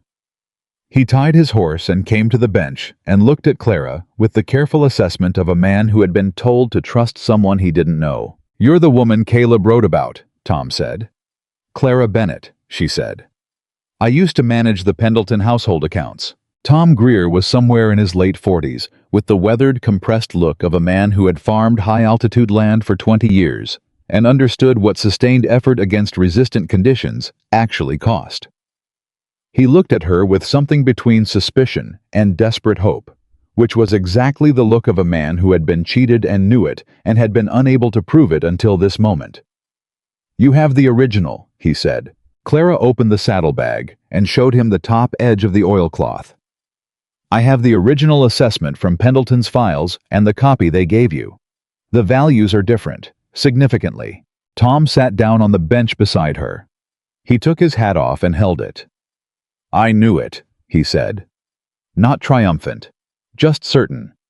The particular certainty of a man who had been told he was wrong for months and had held to what he knew anyway. "I told Martha something was wrong. She said I was just ashamed for selling. But I knew." "You weren't wrong," Clara said. "And you're not ashamed for selling. You were deceived by someone who knew exactly which pressure to apply to make the choice feel like yours." Tom looked at her. Something in his face broke open a little, not into grief, but into the particular relief of being understood accurately by someone who wasn't offering pity. "What do I have to do?" he said. "Tell Judge Creed exactly what happened," Clara said. "Start with when Holloway's man first came to your property. Don't speculate, don't embellish. Just what you saw and what they said and what they showed you and what you signed. And the judge will believe me." "The judge will believe the documents," Clara said. "Your testimony explains how they were used. The documents prove they were forged. Together there's something he can act on." Tom turned his hat in his hands. "Holloway's got friends in this territory." "Judge Creed is not one of them," Clara said. Tom nodded slowly. "All right," he said. "All right." Caleb came around the corner of the building at that moment, moving with a purpose that Clara recognized as controlled urgency, not running, but not his usual unhurried ease either. "Cord's here," he said quietly. "Came in from the South Road. He's at the saloon across from the court office." Clara looked at Caleb. Caleb looked at her. "He's watching to see if we get in," she said. "Or waiting to see if we get turned away," Caleb said. "Which saves him the trouble." "What time is it?" Clara said. 10:40. 20 minutes, Clara said. She looked at Tom. "You're ready." Tom Greer put his hat back on. He straightened it with both hands. "Been ready 8 months, he said. Judge Aldous Creed was a smaller man than his reputation suggested, with gray side whiskers and reading glasses that he wore pushed to the end of his nose, as if they were permanently inconvenient. He looked up from his desk when the clerk showed them in and regarded the three of them with the calibrated impatience of a man who had seen a great deal of human difficulty and had developed a professional relationship with it. "Mr. Whitaker," he said. "I know that name." "We've not met, Your Honor," Caleb said. "But we have a matter that requires your attention, and we don't have much time before the man who wants to stop us knowing you're involved figures out that we're in this room." Creed looked at him over the glasses. "That's a direct opening." "It's an accurate one," Clara said. Creed looked at her. He looked at the saddlebag. "Sit down," he said. She sat. She opened the saddlebag and put the oilcloth on his desk and unwrapped it with the careful precision of someone presenting something that had been carefully protected. She placed the original assessment beside Tom Greer's copy, and she placed them so the relevant fields were directly comparable, and she didn't say anything for a moment because she wanted his eyes to do the work first. She watched his face. She saw the moment he saw it. The slight forward movement, the adjustment of the glasses on his nose, the particular focus that wasn't professional attention anymore, but personal attention. The attention of a man who was seeing something, confirmed something he had suspected. "Where did you get this?" he said, pointing to the original. "From the Pendleton filing office," Clara said. "I worked there for 2 years. I organized that filing system. These documents were in it. You removed them without authorization." "I retrieved information relevant to a pattern of federal fraud from the office of the attorney facilitating that fraud," Clara said. "I understand that's a legal complexity. I'm prepared to address it, but I'd ask you to look at what's in front of you first." Creed looked at the documents for a long time. Long enough that the clock on his wall ticked through 2 full minutes. "Tell me about the water diversion," he said. Caleb put his hand-drawn sketch on the desk beside the documents. "Northeast of my upper pasture, built sometime in the last 12 months. I have measurements, location references, and dates. The eastern channel serving my property has dropped significantly since spring. The same pattern preceded the sale of the 4 neighboring properties. You're saying Holloway manufactured the conditions that made the land appear less valuable, Creed said. I'm saying the pattern is consistent with that, Caleb said. The documents confirm the mechanism. The water diversion is the physical means. Creed looked at Tom Greer. You're the Greer who sold the north parcel in March. Yes, sir, Tom said. He told his story. He told it exactly as Clara had asked him to, plain sequential without embellishment. What they showed him, what they said, what he signed, what he received, what he understood afterward when it was too late. Creed listened without interrupting.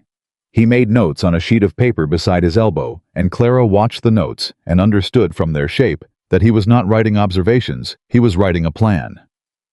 When Tom finished, Creed put his pen down.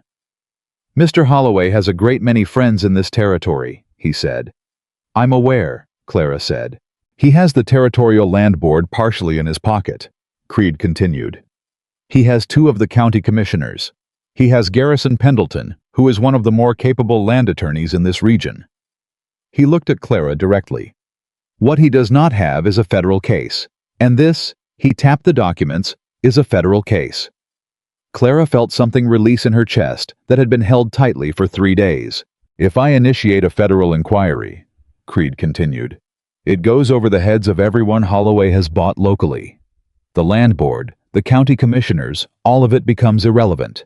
Federal marshals handle the investigation. Federal court handles the proceedings. How long? Caleb said. To initiate the inquiry, I can file the papers today. Creed looked at him. To complete the investigation and bring charges. That's not my timeline to give you. Could be months. Could be longer. And in the meantime, Clara said, Holloway knows we came here. Yes, Creed said. He'll move against the ranch, she said. Against Caleb's property, his supply lines, his credit. He's already started. Creed was quiet for a moment. He looked at the documents again. He looked at Caleb.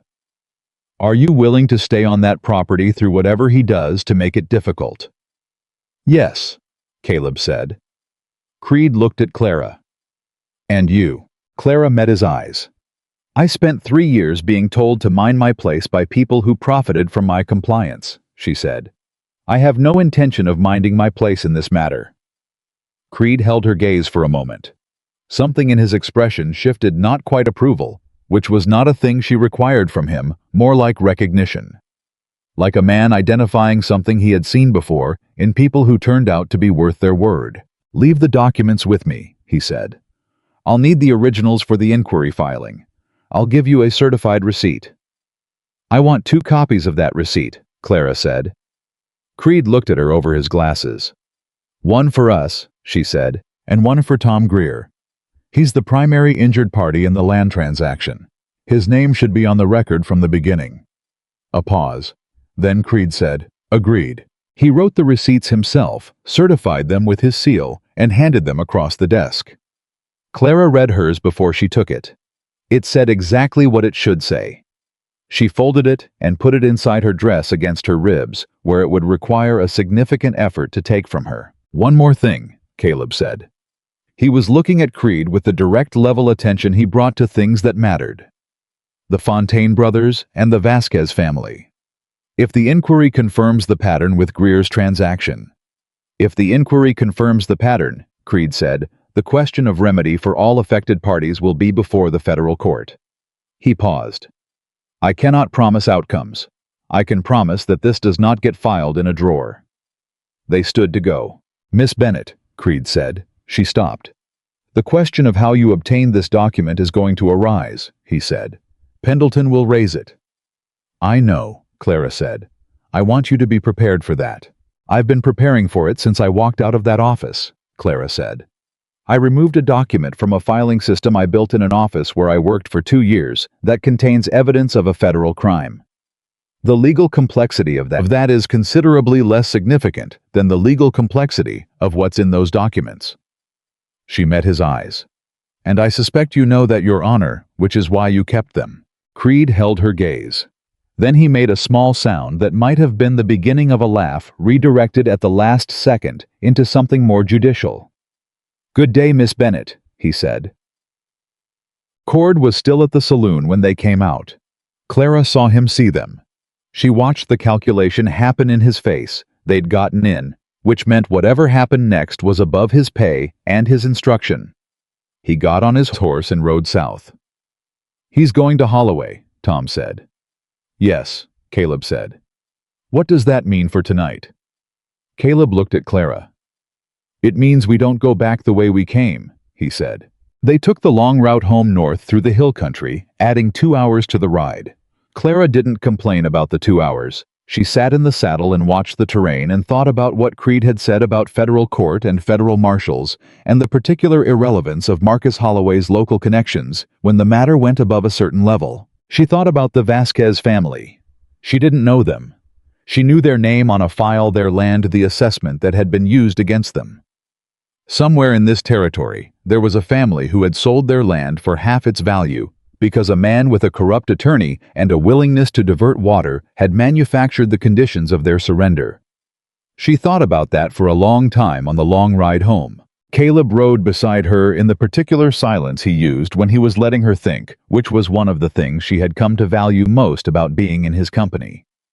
The man understood the difference between a silence that needed filling and a silence that was doing something. "You're thinking about the other families," he said after a while. "Yes," she said. "So am I." Creed said remedy would be before the federal court, Clara said. "If the inquiry confirms the pattern, that's a conditional. We don't control the inquiry timeline. We don't control the investigation." "We controlled what we could control," Caleb said. "I keep running the gaps," she said. "What Holloway might do before the federal marshals arrive. What Pendleton might do to muddy the document chain. Whether Tom Greer will hold up if someone leans on him before this gets to a judge." "Tom Greer held his copy of that forged assessment for 8 months, Caleb said. "He kept it because he knew what it meant even when he had no one to show it to. That's not a man who breaks easy." Clara looked at the road ahead. "No," she said. "It isn't." "And Pendleton." Caleb paused. "He knows you took the file. He knows what the comparison shows. He also knows that making noise about a missing file opens a conversation he doesn't want opened. He'll stay quiet," Clara said slowly. "For now, as long as he thinks there's a chance this gets suppressed or dismissed. The moment he believes it won't, he'll try to make a deal." "With Creed?" "With whoever's investigating," Clara said. "Pendleton's a lawyer first. When the weight shifts, he'll shift with it. That's both the problem and the solution." She looked at Caleb. "If Pendleton cooperates with the federal inquiry, we don't need the document chain to be perfect. We have testimony." Caleb was quiet for a moment. "You thought of all this before we left the courthouse." "I thought of half of it before we left the courthouse," she said. "The other half I thought of on this road." He made that sound again, the one she'd heard in the kitchen that first morning when she'd said she didn't have temperature preferences for eggs. The quiet sound that was real. "What?" she said. "Nothing," he said. "Just thinking that Holloway had no idea what he was dealing with when he told Eleanor Pendleton to lock her doors." Clara looked forward. Something in her chest did something she didn't entirely have a name for. "He thought he was dealing with a woman without options," she said. "He wasn't wrong about the options. He was wrong about what a woman does when she has none." They were 2 miles from the ranch when they saw the smoke. Not a cook fire.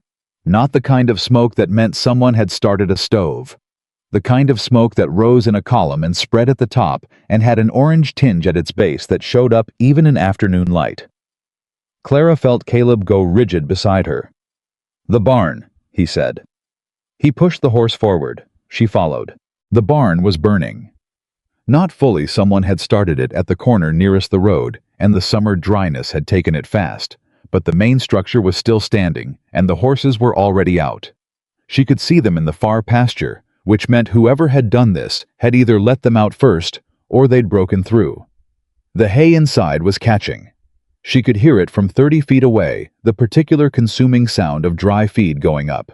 Caleb was off his horse before it fully stopped, and at the water pump before Clara had dismounted, working the handle with a speed and force that told her he had rehearsed this in his mind every dry summer he'd spent on this mountain. She didn't ask him what she should do. She went to the pump and took over working the handle while he grabbed the first bucket. They were into a rhythm in under a minute, her pumping him running, and she pumped until her arms stopped feeling like arms and started feeling like the pump itself, like machinery doing what it was built for. A neighbor she hadn't met arrived 20 minutes in, a rancher from 2 miles east named Pete Alderman, who came over the ridge with 2 of his own ranch hands and a wagon with a water barrel, and didn't say anything except, "Where do you need us?" and went where Caleb pointed. They saved the barn, not without loss. The north corner was gone, and 2 seasons of hay with it, and a section of the loft floor that would need full replacement. But the structure stood. The horses were unharmed. The tack room on the south end where Caleb kept his tools was untouched. When it was over, Clara sat down on the ground outside the barn because her legs decided independently that sitting was what was happening now. She sat in the dirt with her arms on her knees and her face tipped down, and she breathed. She heard Caleb come to stand beside her. She heard him crouch. "You all right?" he said. "My arms don't exist anymore," she said into her knees. "They'll come back," he said. She lifted her head.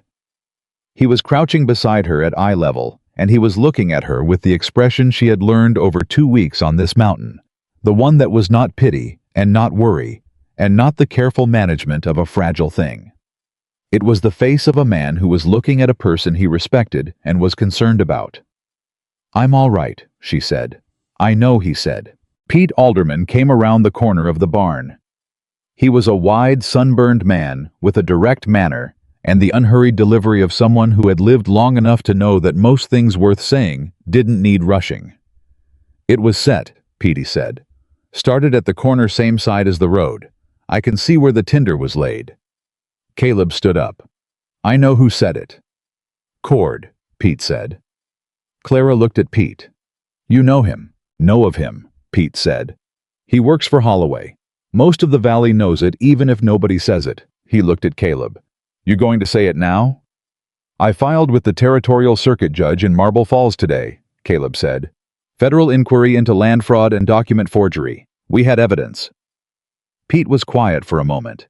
He looked at Clara with an expression she hadn't expected, not the skepticism she'd braced for, but a kind of settled respect. "Tom Greer talked," Pete said. "Tom Greer helped make the case," Clara said. Pete nodded slowly. "Bill Fontaine's brother is working a farm outside of Teller County," he said. "I know where to reach him." He paused. "If you need more testimony, I can get him a message." Clara looked at him. "Yes," she said. "Please." "Already should have been done," Pete said with the particular tone of a man criticizing his own inaction. "We all knew something was wrong. We all kept hoping someone else would do the standing up." He glanced at Caleb.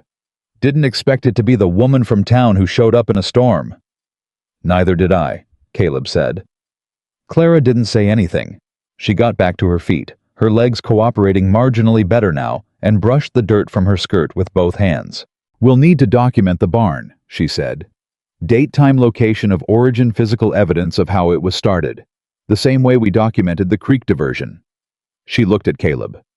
"This is retaliation for the Marble Falls filing. If we can establish the timeline we filed in the morning, the barn was set in the afternoon. That's relevant to the federal inquiry." Caleb looked at her. Then he looked at Pete. "You have a witness to the origin point." "Two," Pete said. "My boys both saw it before we started fighting it." "Then we write their statements tonight," Clara said. "All of it, signed and dated." She looked at Pete. "Would your men sign statements?" "They would," Pete said. That evening, Clara sat at the kitchen table and wrote 5 separate statements. Tom Greer's account of the transaction. Pete Alderman's account of the fire's origin. The 2 hands' accounts. Her own account of the Pendleton filing office, factual and precise, without minimization or embellishment. Caleb sat across from her and reviewed each one as she finished, which was not because she needed him to, but because 2 sets of eyes on language that was going before a federal court was simply the right approach, and he understood that. He caught one word in Tom's statement, approximately, in a place where Tom had in fact given a specific date, and she corrected it. When the last statement was done, she put the pen down. The kitchen was quiet. The lamp was between them, same as always. Outside, she could smell the remnant of the fire on the air, the particular combination of burned wood and wet ash that would probably be in the boards of this building for years. "He's going to do more," Clara said. "Yes. The question is whether the federal inquiry moves fast enough." "There's no guarantee it does," Caleb said. "No," Clara said. "There isn't." She was quiet for a moment. "But there are more people who know now. Pete and his boys, Tom, Bill Fontaine's brother when Pete reaches him." She looked at the stack of statements. "Holloway's been able to do this because he operated quietly one property at a time before anyone understood the pattern. The pattern is visible now." "Visible to the right people," Caleb said. "Visible to this mountain," Clara said. "That's where we are. That's what we have." He looked at her across the table. "Clara," he said. She waited. "You came up this mountain 8 days ago with $19 and a sewing bag," he said. "You didn't come here to fight a land fraud scheme." "No," she said. "I came here to find work. And instead I found something that needed doing," she said simply. "That's not unusual. That's most of how important things happen. You're not looking for them. They're just there, and the question is whether you walk past or stop."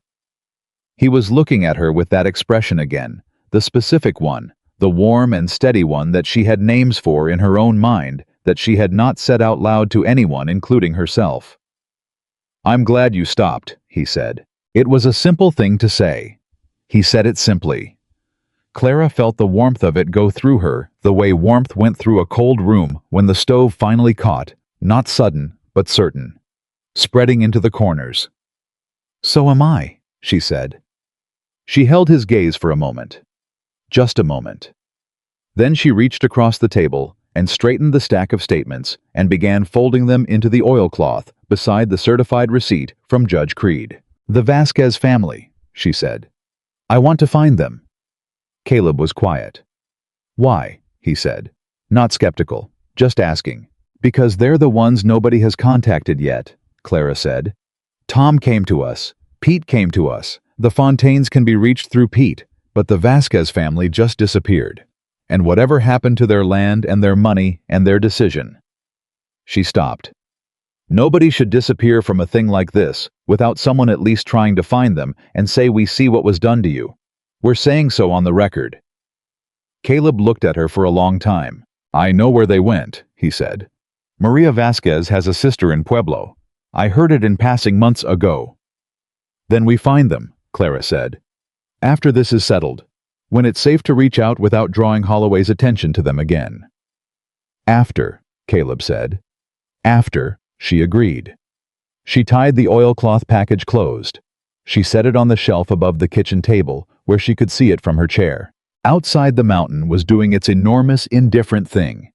Stars coming out above the ridge. The night cooling the burned smell from the air, slowly replacing it with pine and summer grass, and the particular clean of high altitude after a day of heat. Clara looked at the oilcloth on the shelf and thought about everything it had cost to put it there. 3 years of keeping herself small. 1 day of walking 12 miles in summer heat with no horse and no certainty. 8 days on a mountain learning that the person she'd always been was not a problem to be managed, but an asset someone had finally recognized. She thought about Eleanor Pendleton saying, "You should have known your place." She thought about the boarding house door closing. She thought about the clerk at the hotel and his collar too tight for the heat, and his assumption that her need was her shame. And then she thought about a man on a mountain road who had asked her what kind of work she did before he'd decided anything else about her. Who had asked her opinion before offering his. Who had listened, actually listened, not with the patience of someone waiting to correct her, but with the attention of someone who understood that listening was a form of respect. "Caleb," she said. He looked up. "Thank you," she said. "For the fork in the road. For taking the eastern one."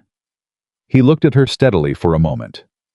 "I reckon I had some help deciding," he said. She didn't ask what he meant. She understood what he meant.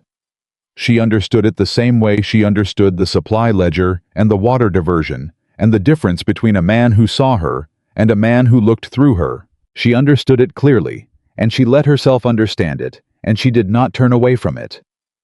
The lamp burned between them low and certain. Outside, the mountain kept its silence the way mountains did not empty, but full of the kind of quiet that made room for things that mattered to settle into their proper place. The federal marshals arrived on a Wednesday, 11 days after Judge Creed filed the inquiry papers. 2 of them.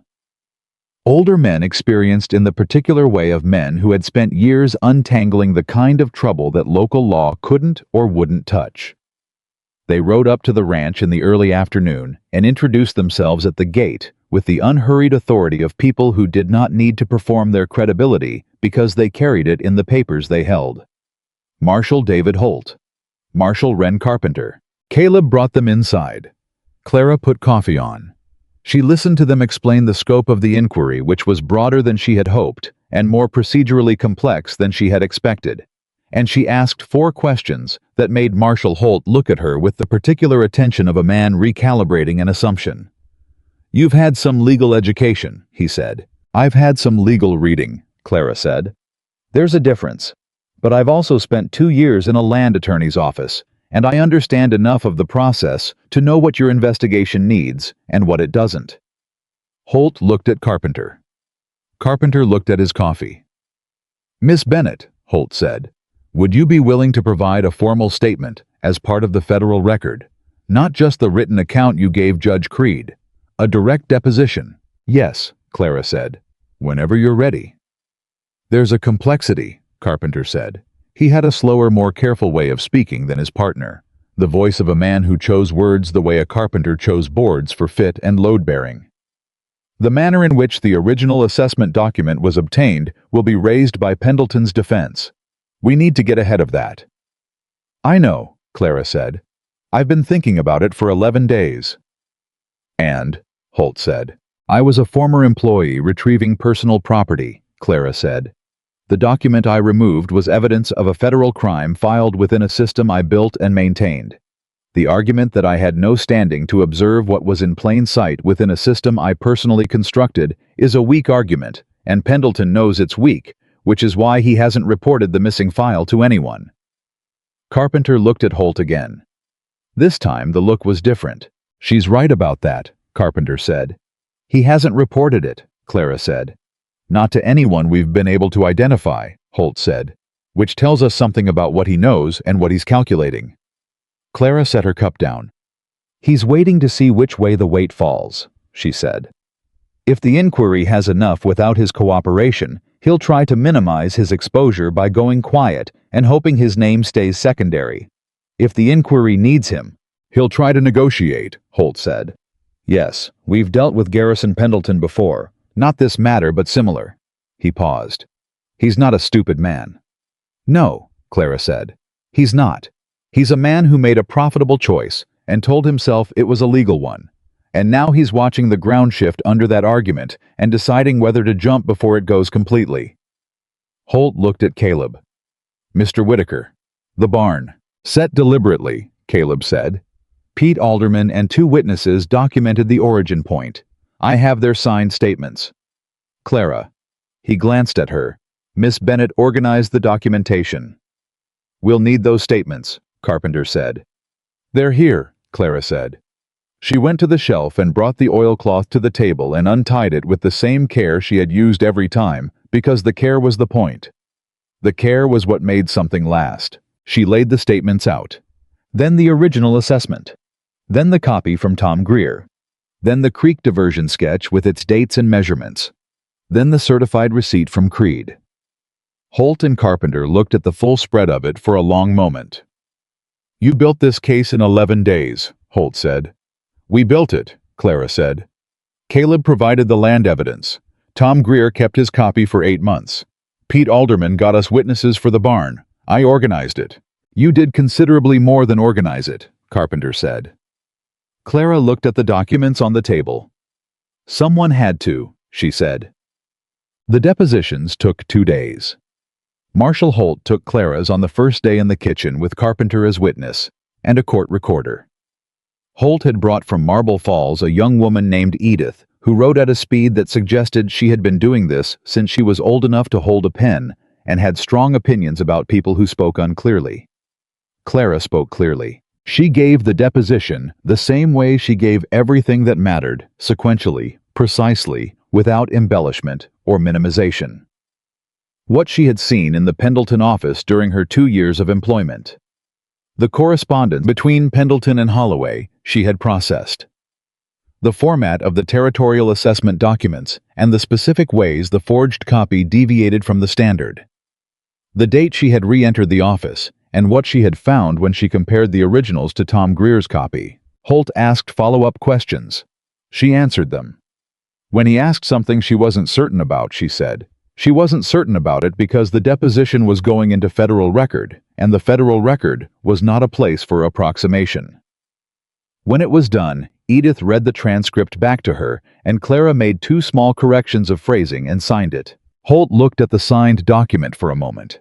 Then he said, "Miss Bennett, in 20 years of federal investigation work, I have received depositions from hundreds of witnesses. Yours is in the top 5 for precision and clarity." Clara looked at him. "Is that relevant to the inquiry?"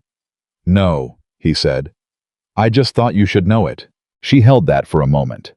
She thought about Eleanor Pendleton telling her she was a disruption.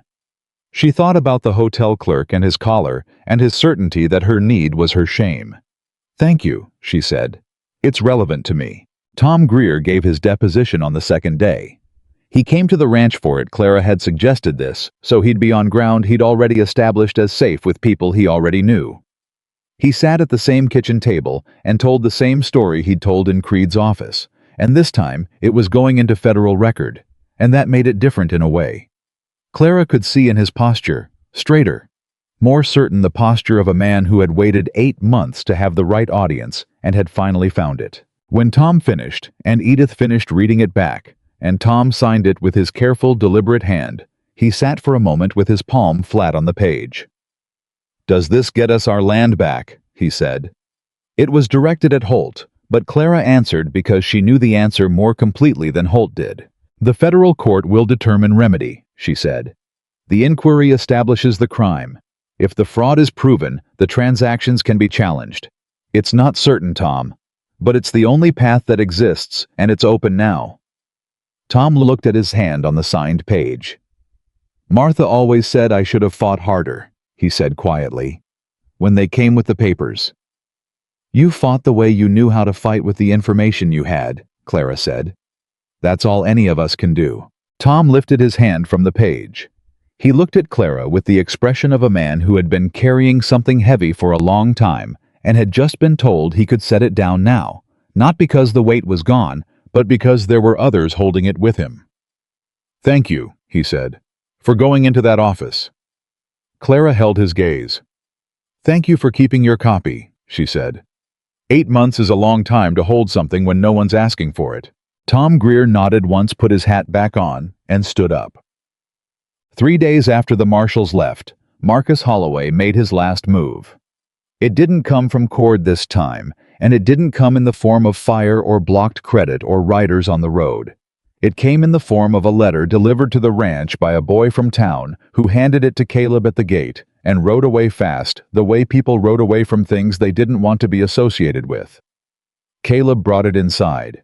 He handed it to Clara because it was addressed to her. She looked at the envelope. Her name was written in a hand she didn't recognize, too precise to be Holloway's own, which meant it had been written by someone employed to write it, which meant Holloway was being careful about what could be traced. She opened it. It was 1 page. She read it standing at the kitchen table. She read it twice. "What does it say?" Caleb said. She set it on the table and stepped back from it slightly, the way you stepped back from something to see it clearly. "He's offering me money," she said. "A settlement. In exchange for withdrawing my deposition from the federal record and leaving the territory within 30 days. Caleb went very still. "How much?" he said. $500, Clara said. She watched that land. $500 was more money than she had earned in 3 combined years with the Pendletons. It was enough to go somewhere new entirely and start over with real stability, the kind she hadn't had since before her marriage. It was in the cold arithmetic of practical reality, a significant sum for a woman with $19 to her name 2 weeks ago. "What else does it say?" Caleb said. He knew her well enough now to know when she'd left something out. "It says." She picked the letter up again and read the exact words because she wanted him to hear precisely what Holloway had written. "It says that the matter of how I obtained the Pendleton documents will be aggressively pursued in territorial court if I decline, and that my reputation in this territory already," she paused, "already compromised by the circumstances of my departure from the Pendleton household, will not survive the process." She put the letter down. Caleb looked at it. His jaw was set in the way it got when he was managing something that wanted to come out differently. "He's threatening your reputation," Caleb said. "He's threatening my reputation as if it's a thing he owns and can damage at will," Clara said. "Which is exactly how men like Holloway think about women like me. We are assets and we are liabilities, and the only power we have is the power they assign us." "Clara." "I'm not going to take it," she said. He stopped. "I know," he said. "I want you to understand why," she said. "Not because I can't use $500. I can use $500. Not because I'm certain the federal case succeeds and I get something from that outcome. I'm not certain." She picked the letter up and looked at it once more. "I'm not going to take it because if I do, Tom Greer's deposition is the only one standing, and Holloway will come for Tom next, and Tom held on for 8 months alone and deserves not to hold on alone again. And because the Fontaine brothers and the Vasquez family." Her voice got steady in a way that meant she was managing something. "They never had anyone go into that office for them. No one looked at their documents. No one compared what they were given to what was real." She set the letter down for the last time. "I am not going to be the person who had the chance to do right by them and took $500 instead." The kitchen was completely quiet. Caleb looked at her for a long time. In the lamplight, his face was open in a way she hadn't seen from him before. Not the careful, managed openness of a man who had taught himself not to need people. Something more. Something that had been deciding whether to surface for 2 weeks and had apparently decided. "I need to say something to you," he said. She waited. "When I found you on that trail," he said, "I thought I was doing a practical thing, offering shelter before a storm. No more complicated than that." "I know," she said. "It got complicated," he said. "I know that too." He came around the table. He didn't touch her. He stopped at a respectful distance and looked at her directly, the same way he looked at everything he was serious about. "I'm not good with words," he said. "I want you to know that before I use some." "You're better with them than you think," she said. "Clara." He said her name in that particular way, careful, like something worth being careful with. "I don't know what the federal case brings. I don't know how long the inquiry takes or how it resolves. I don't know what Holloway does next, though I have some ideas, and I don't know whether this mountain ends up being a place we can hold or one we have to fight for every season." "That's a lot of not knowing," she said. "Yes," he said. "But I know one thing." He held her gaze. "I know that 2 weeks ago I had a functioning lonely ranch and a life I had organized very specifically around not letting anything matter too much. And now I have—" He stopped, started again. "I have someone across the kitchen table who reads law books in her spare time and builds supply ledgers from memory and goes into a man's office and walks out with evidence of federal fraud and doesn't flinch when the barn catches fire." Clara felt the warmth of it move through her again, certain and spreading. "And," she said. "And I don't want that across the table to be temporary," he said. "I want it to be the thing I come back to every day, the thing that's here." He paused. "If you want to be here." She looked at him for a moment. She thought about the letter on the table and $500 and a new start somewhere else entirely. She thought about what it would look like to go. A woman with money and prospects and no one to answer to, and no burned barn and no federal inquiry and no dangerous man who had decided she was a problem. She thought about what it would look like to stay. "Caleb," she said, "I spent 3 years making myself small because the people around me were more comfortable with my smallness. I spent a marriage making myself smaller still. She held his gaze. The first time in a very long time that I felt like the full size of who I actually am was when you asked me what kind of work I did instead of deciding. He held perfectly still. I'm not staying because I have nowhere else to go, she said. I have somewhere else to go. I have $500 being offered to me to go there. She looked at him directly. I'm staying because this is where I want to be. This mountain, this ranch, this, she stopped and then said it, this partnership.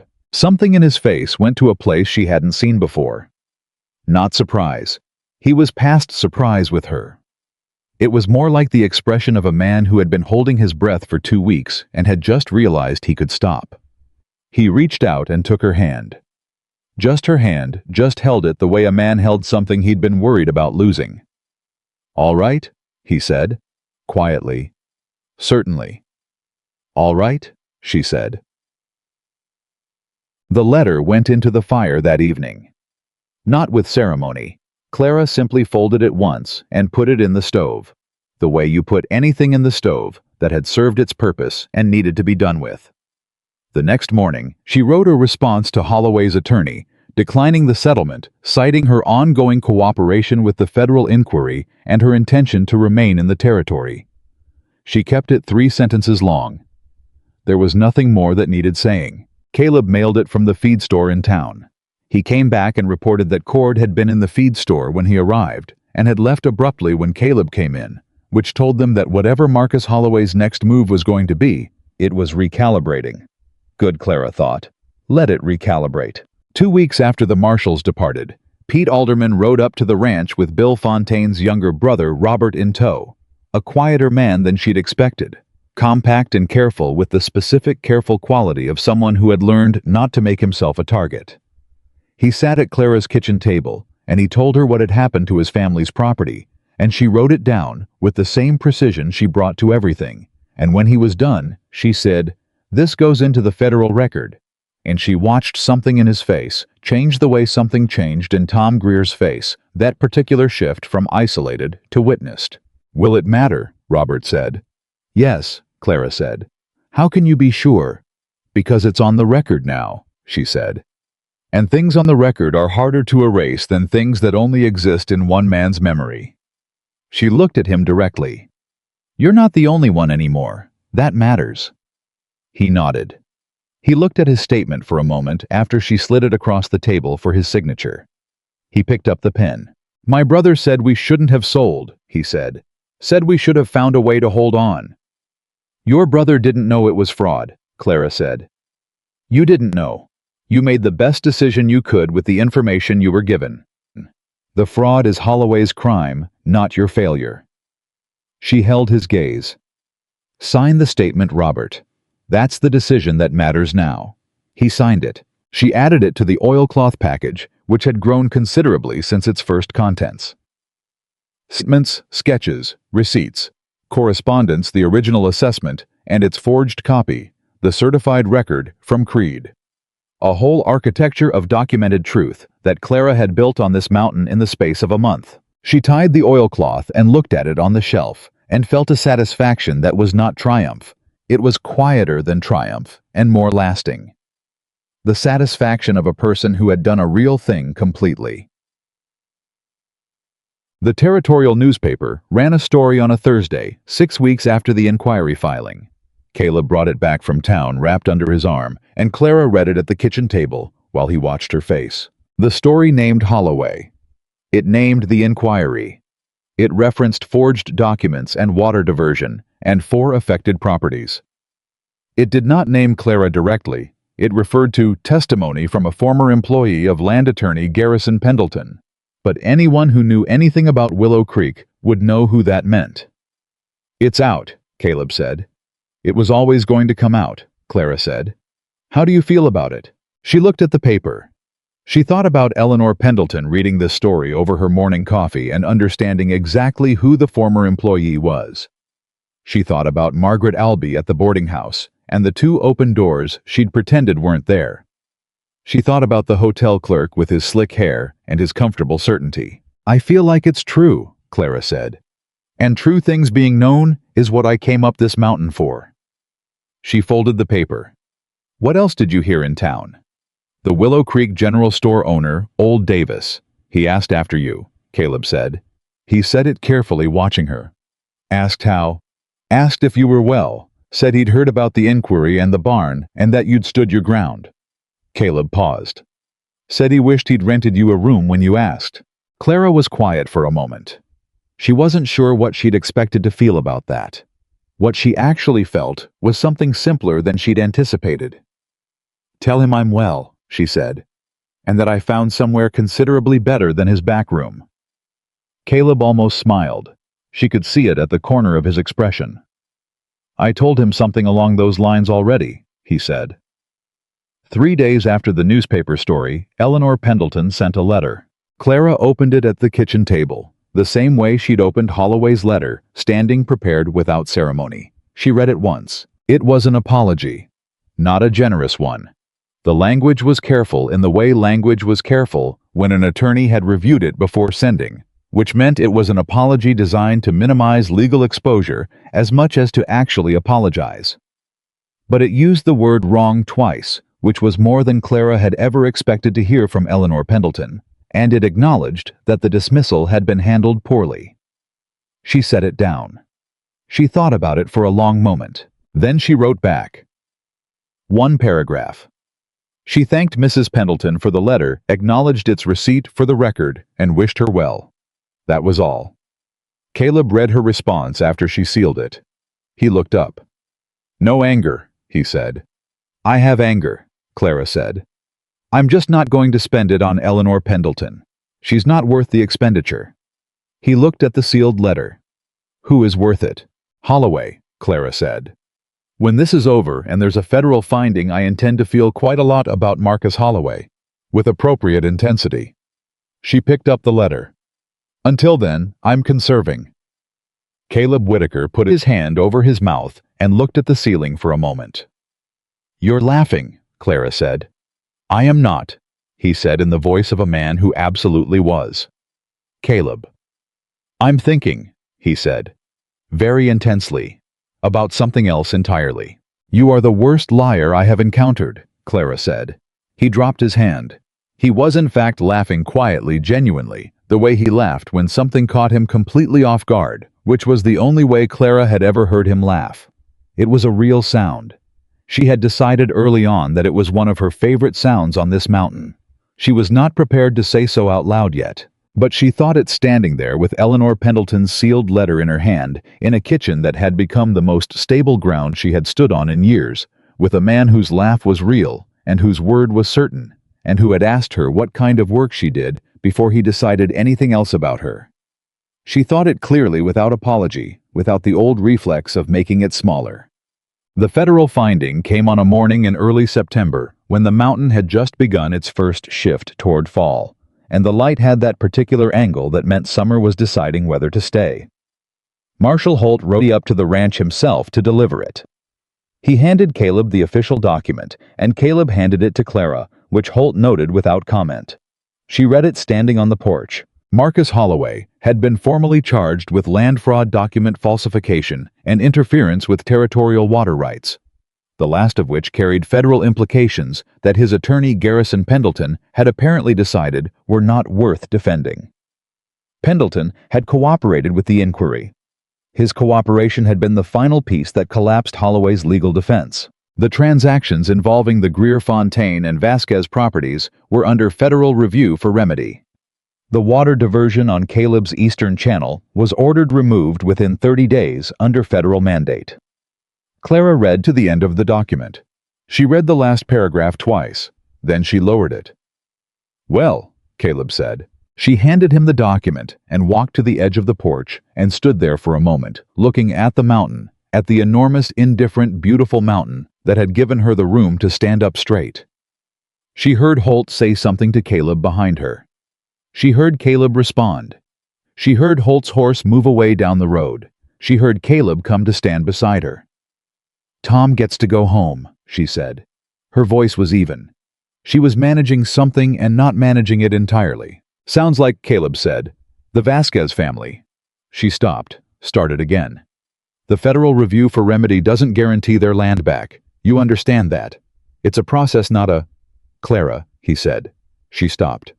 Let it be what it is for a minute, he said. You can analyze it in an hour. Let it be what it is first. She was quiet. She let it be what it was. It was the end of something that had hurt people who deserved better. It was the beginning of something that might give them something back. It was imperfect and procedural, and it had taken 2 months of the most focused effort of her adult life, and it was not finished. There were still court proceedings and remedy hearings and the long, slow work of reconstituting what fraud had taken apart. But it was real. It had happened. It was on the federal record in language that could not be unmade. I need to write to Maria Vasquez, she said.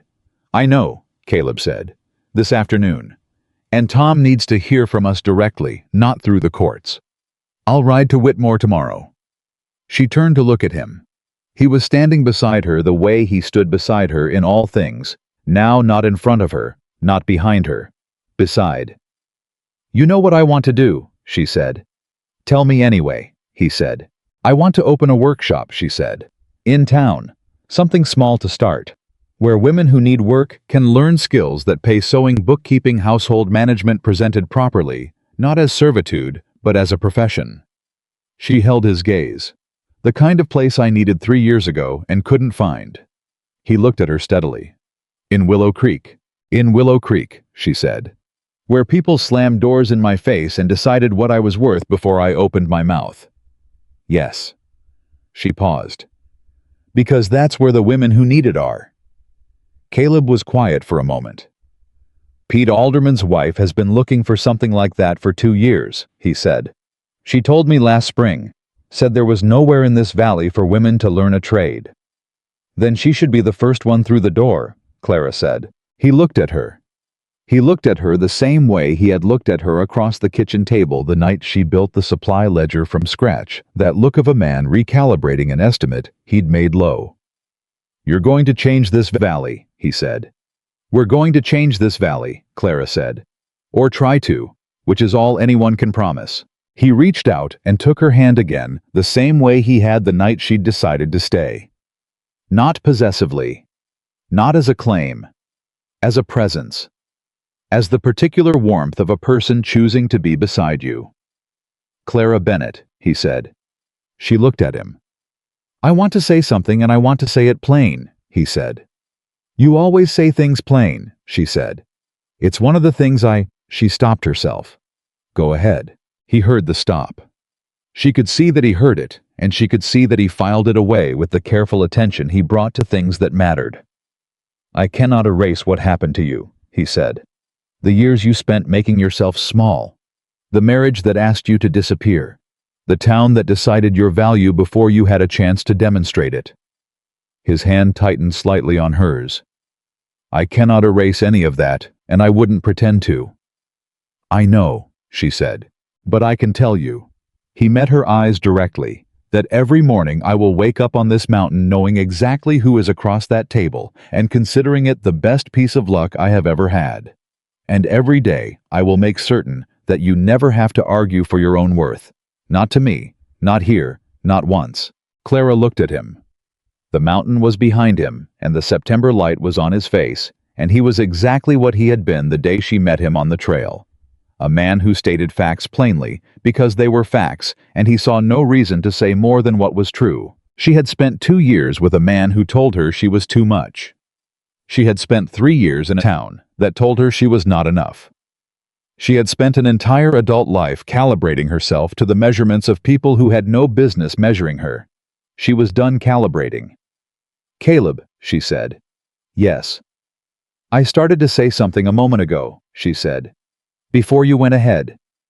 He waited. It's one of the things She repeated the stop deliberately, then finished it. Love about you, that you say things plain. The word landed between them. Not dramatically. Quietly. The way true things landed when you finally stopped being afraid of them. He looked at her for a long moment. His hand was completely still around hers. That's a significant word, he said. I don't use words I don't mean, she said. No, he said. You don't. He brought her hand up and pressed it briefly firmly against his chest, against his heartbeat. She realized which was not entirely steady, and then he held it there for a moment and looked at her with everything that had been building in his face for 2 months, sitting completely visible on the surface of it. "I love you, Clara Bennett," he said. "I reckon I have since about the 3rd morning when you made coffee before I was awake and told me you didn't have temperature preferences for eggs." She felt the laugh come up before she could decide about it. It came out warm and real, the kind of laugh she had not laughed in years, unguarded, the laugh of a person who was exactly the size they actually were, in a place that had room for all of it. "That is possibly the least romantic context for that statement," she said. "I told you I wasn't good with words." "You're considerably better than you think," she said. "You always have been." She stepped toward him, the way you stepped toward the thing you had decided on, without hesitation, without the old reflex of making yourself smaller to fit the available space. She was not making herself smaller. She was not making herself anything. She was simply, finally, completely herself. And the man on this mountain had room for all of it. Had made room from the first morning without being asked. He put his arm around her, and she stood against his side, and they looked at the mountain together. The enormous, indifferent, endlessly patient mountain that had been here before Marcus Holloway, and would be here long after the federal proceedings concluded, and the remedy hearings ended, and the slow work of rebuilding took whatever time it needed to take. The mountain did not care about any of it. The mountain simply was. But here on the porch of a ranch that had nearly been broken, and hadn't been, with the September light coming at that particular honest angle, and the eastern channel beginning to run clear again, now that the diversion had been removed. Clara Bennett understood something she had been working toward for years without having the name for it. A place was not a place because of its geography. It was not a place because of its history or its legal standing, or what a territorial court said about who owned what. A place was a place because someone had chosen it, deliberately, with full knowledge of its difficulty and its cost and its imperfection. Because it was real, and it was theirs, and they had decided to stay. She had chosen this mountain, not because she had nowhere else to go, she had somewhere else to go. She had a declined settlement, and a standing in the federal record, and a reputation that no longer needed anyone's management, and she could go wherever those things could carry her. She stayed because this was where she wanted to be. Because the work here was real work that mattered. Because the people here, Caleb Pete and his wife Tom Greer, Robert Fontaine, the women who would come through a workshop door she hadn't built yet, were people worth building something alongside. And because this man beside her, this quiet, plain-spoken, infuriatingly competent mountain cowboy who had taken the eastern fork of the road for no reason he could cleanly explain, had looked at her on a trail in a summer storm and seen exactly what she was. Not a problem. Not a burden. Not a woman of questionable character. A person. Complete and capable, and worth the full, honest attention of another person's regard. She turned her face up to the September light. Clara Bennett had walked out of a boarding house with $19 and no room, and the specific exhaustion of someone who had been told what they were worth by the wrong people for too long. She had walked 12 miles in summer heat and collapsed near an abandoned mining trail and been found by a man who asked the right questions. She had built a supply ledger and documented a water diversion and walked into a law office and walked out with evidence and ridden hard to Marble Falls and given a deposition that Marshall Holt called one of the finest he had received in 20 years, and she had declined $500 and stood in the ash of a burned barn and kept going. She had done all of it, not because someone saved her, not because a man with broad shoulders and a good horse had ridden in and fixed what was broken, because she had always been capable of doing it, because the capacity had always been there waiting for a place with enough room for her to stand up straight and use it. Caleb had not given her that capacity. He had simply finally gotten out of her way so she could find it herself. That was the difference. That was the whole of it. And it was everything. Behind them the kitchen was warm. The supply ledger was on the shelf beside the oilcloth, which was considerably lighter now that the documents had gone to the federal court. The coffee pot was on the stove. The second cup, the one that had appeared on the shelf about a week into her stay without comment, without ceremony, simply there sat beside the first one. Both cups, on the same shelf. Clara Bennett looked at the mountain and felt the full, unmanaged weight of who she was settle into her bones like something coming home. "All right," she said softly. "All right," Caleb said. And on the mountain in the early September light, two people who had been broken in different ways by different hands stood together on a porch they had decided to keep and looked out at everything that was still ahead of them. Not a perfect future, a real one, and that chosen, freely held, honestly built on respect and partnership, and the specific courage of two people who had decided each other was worth the difficulty was more than enough. It was in fact everything worth having.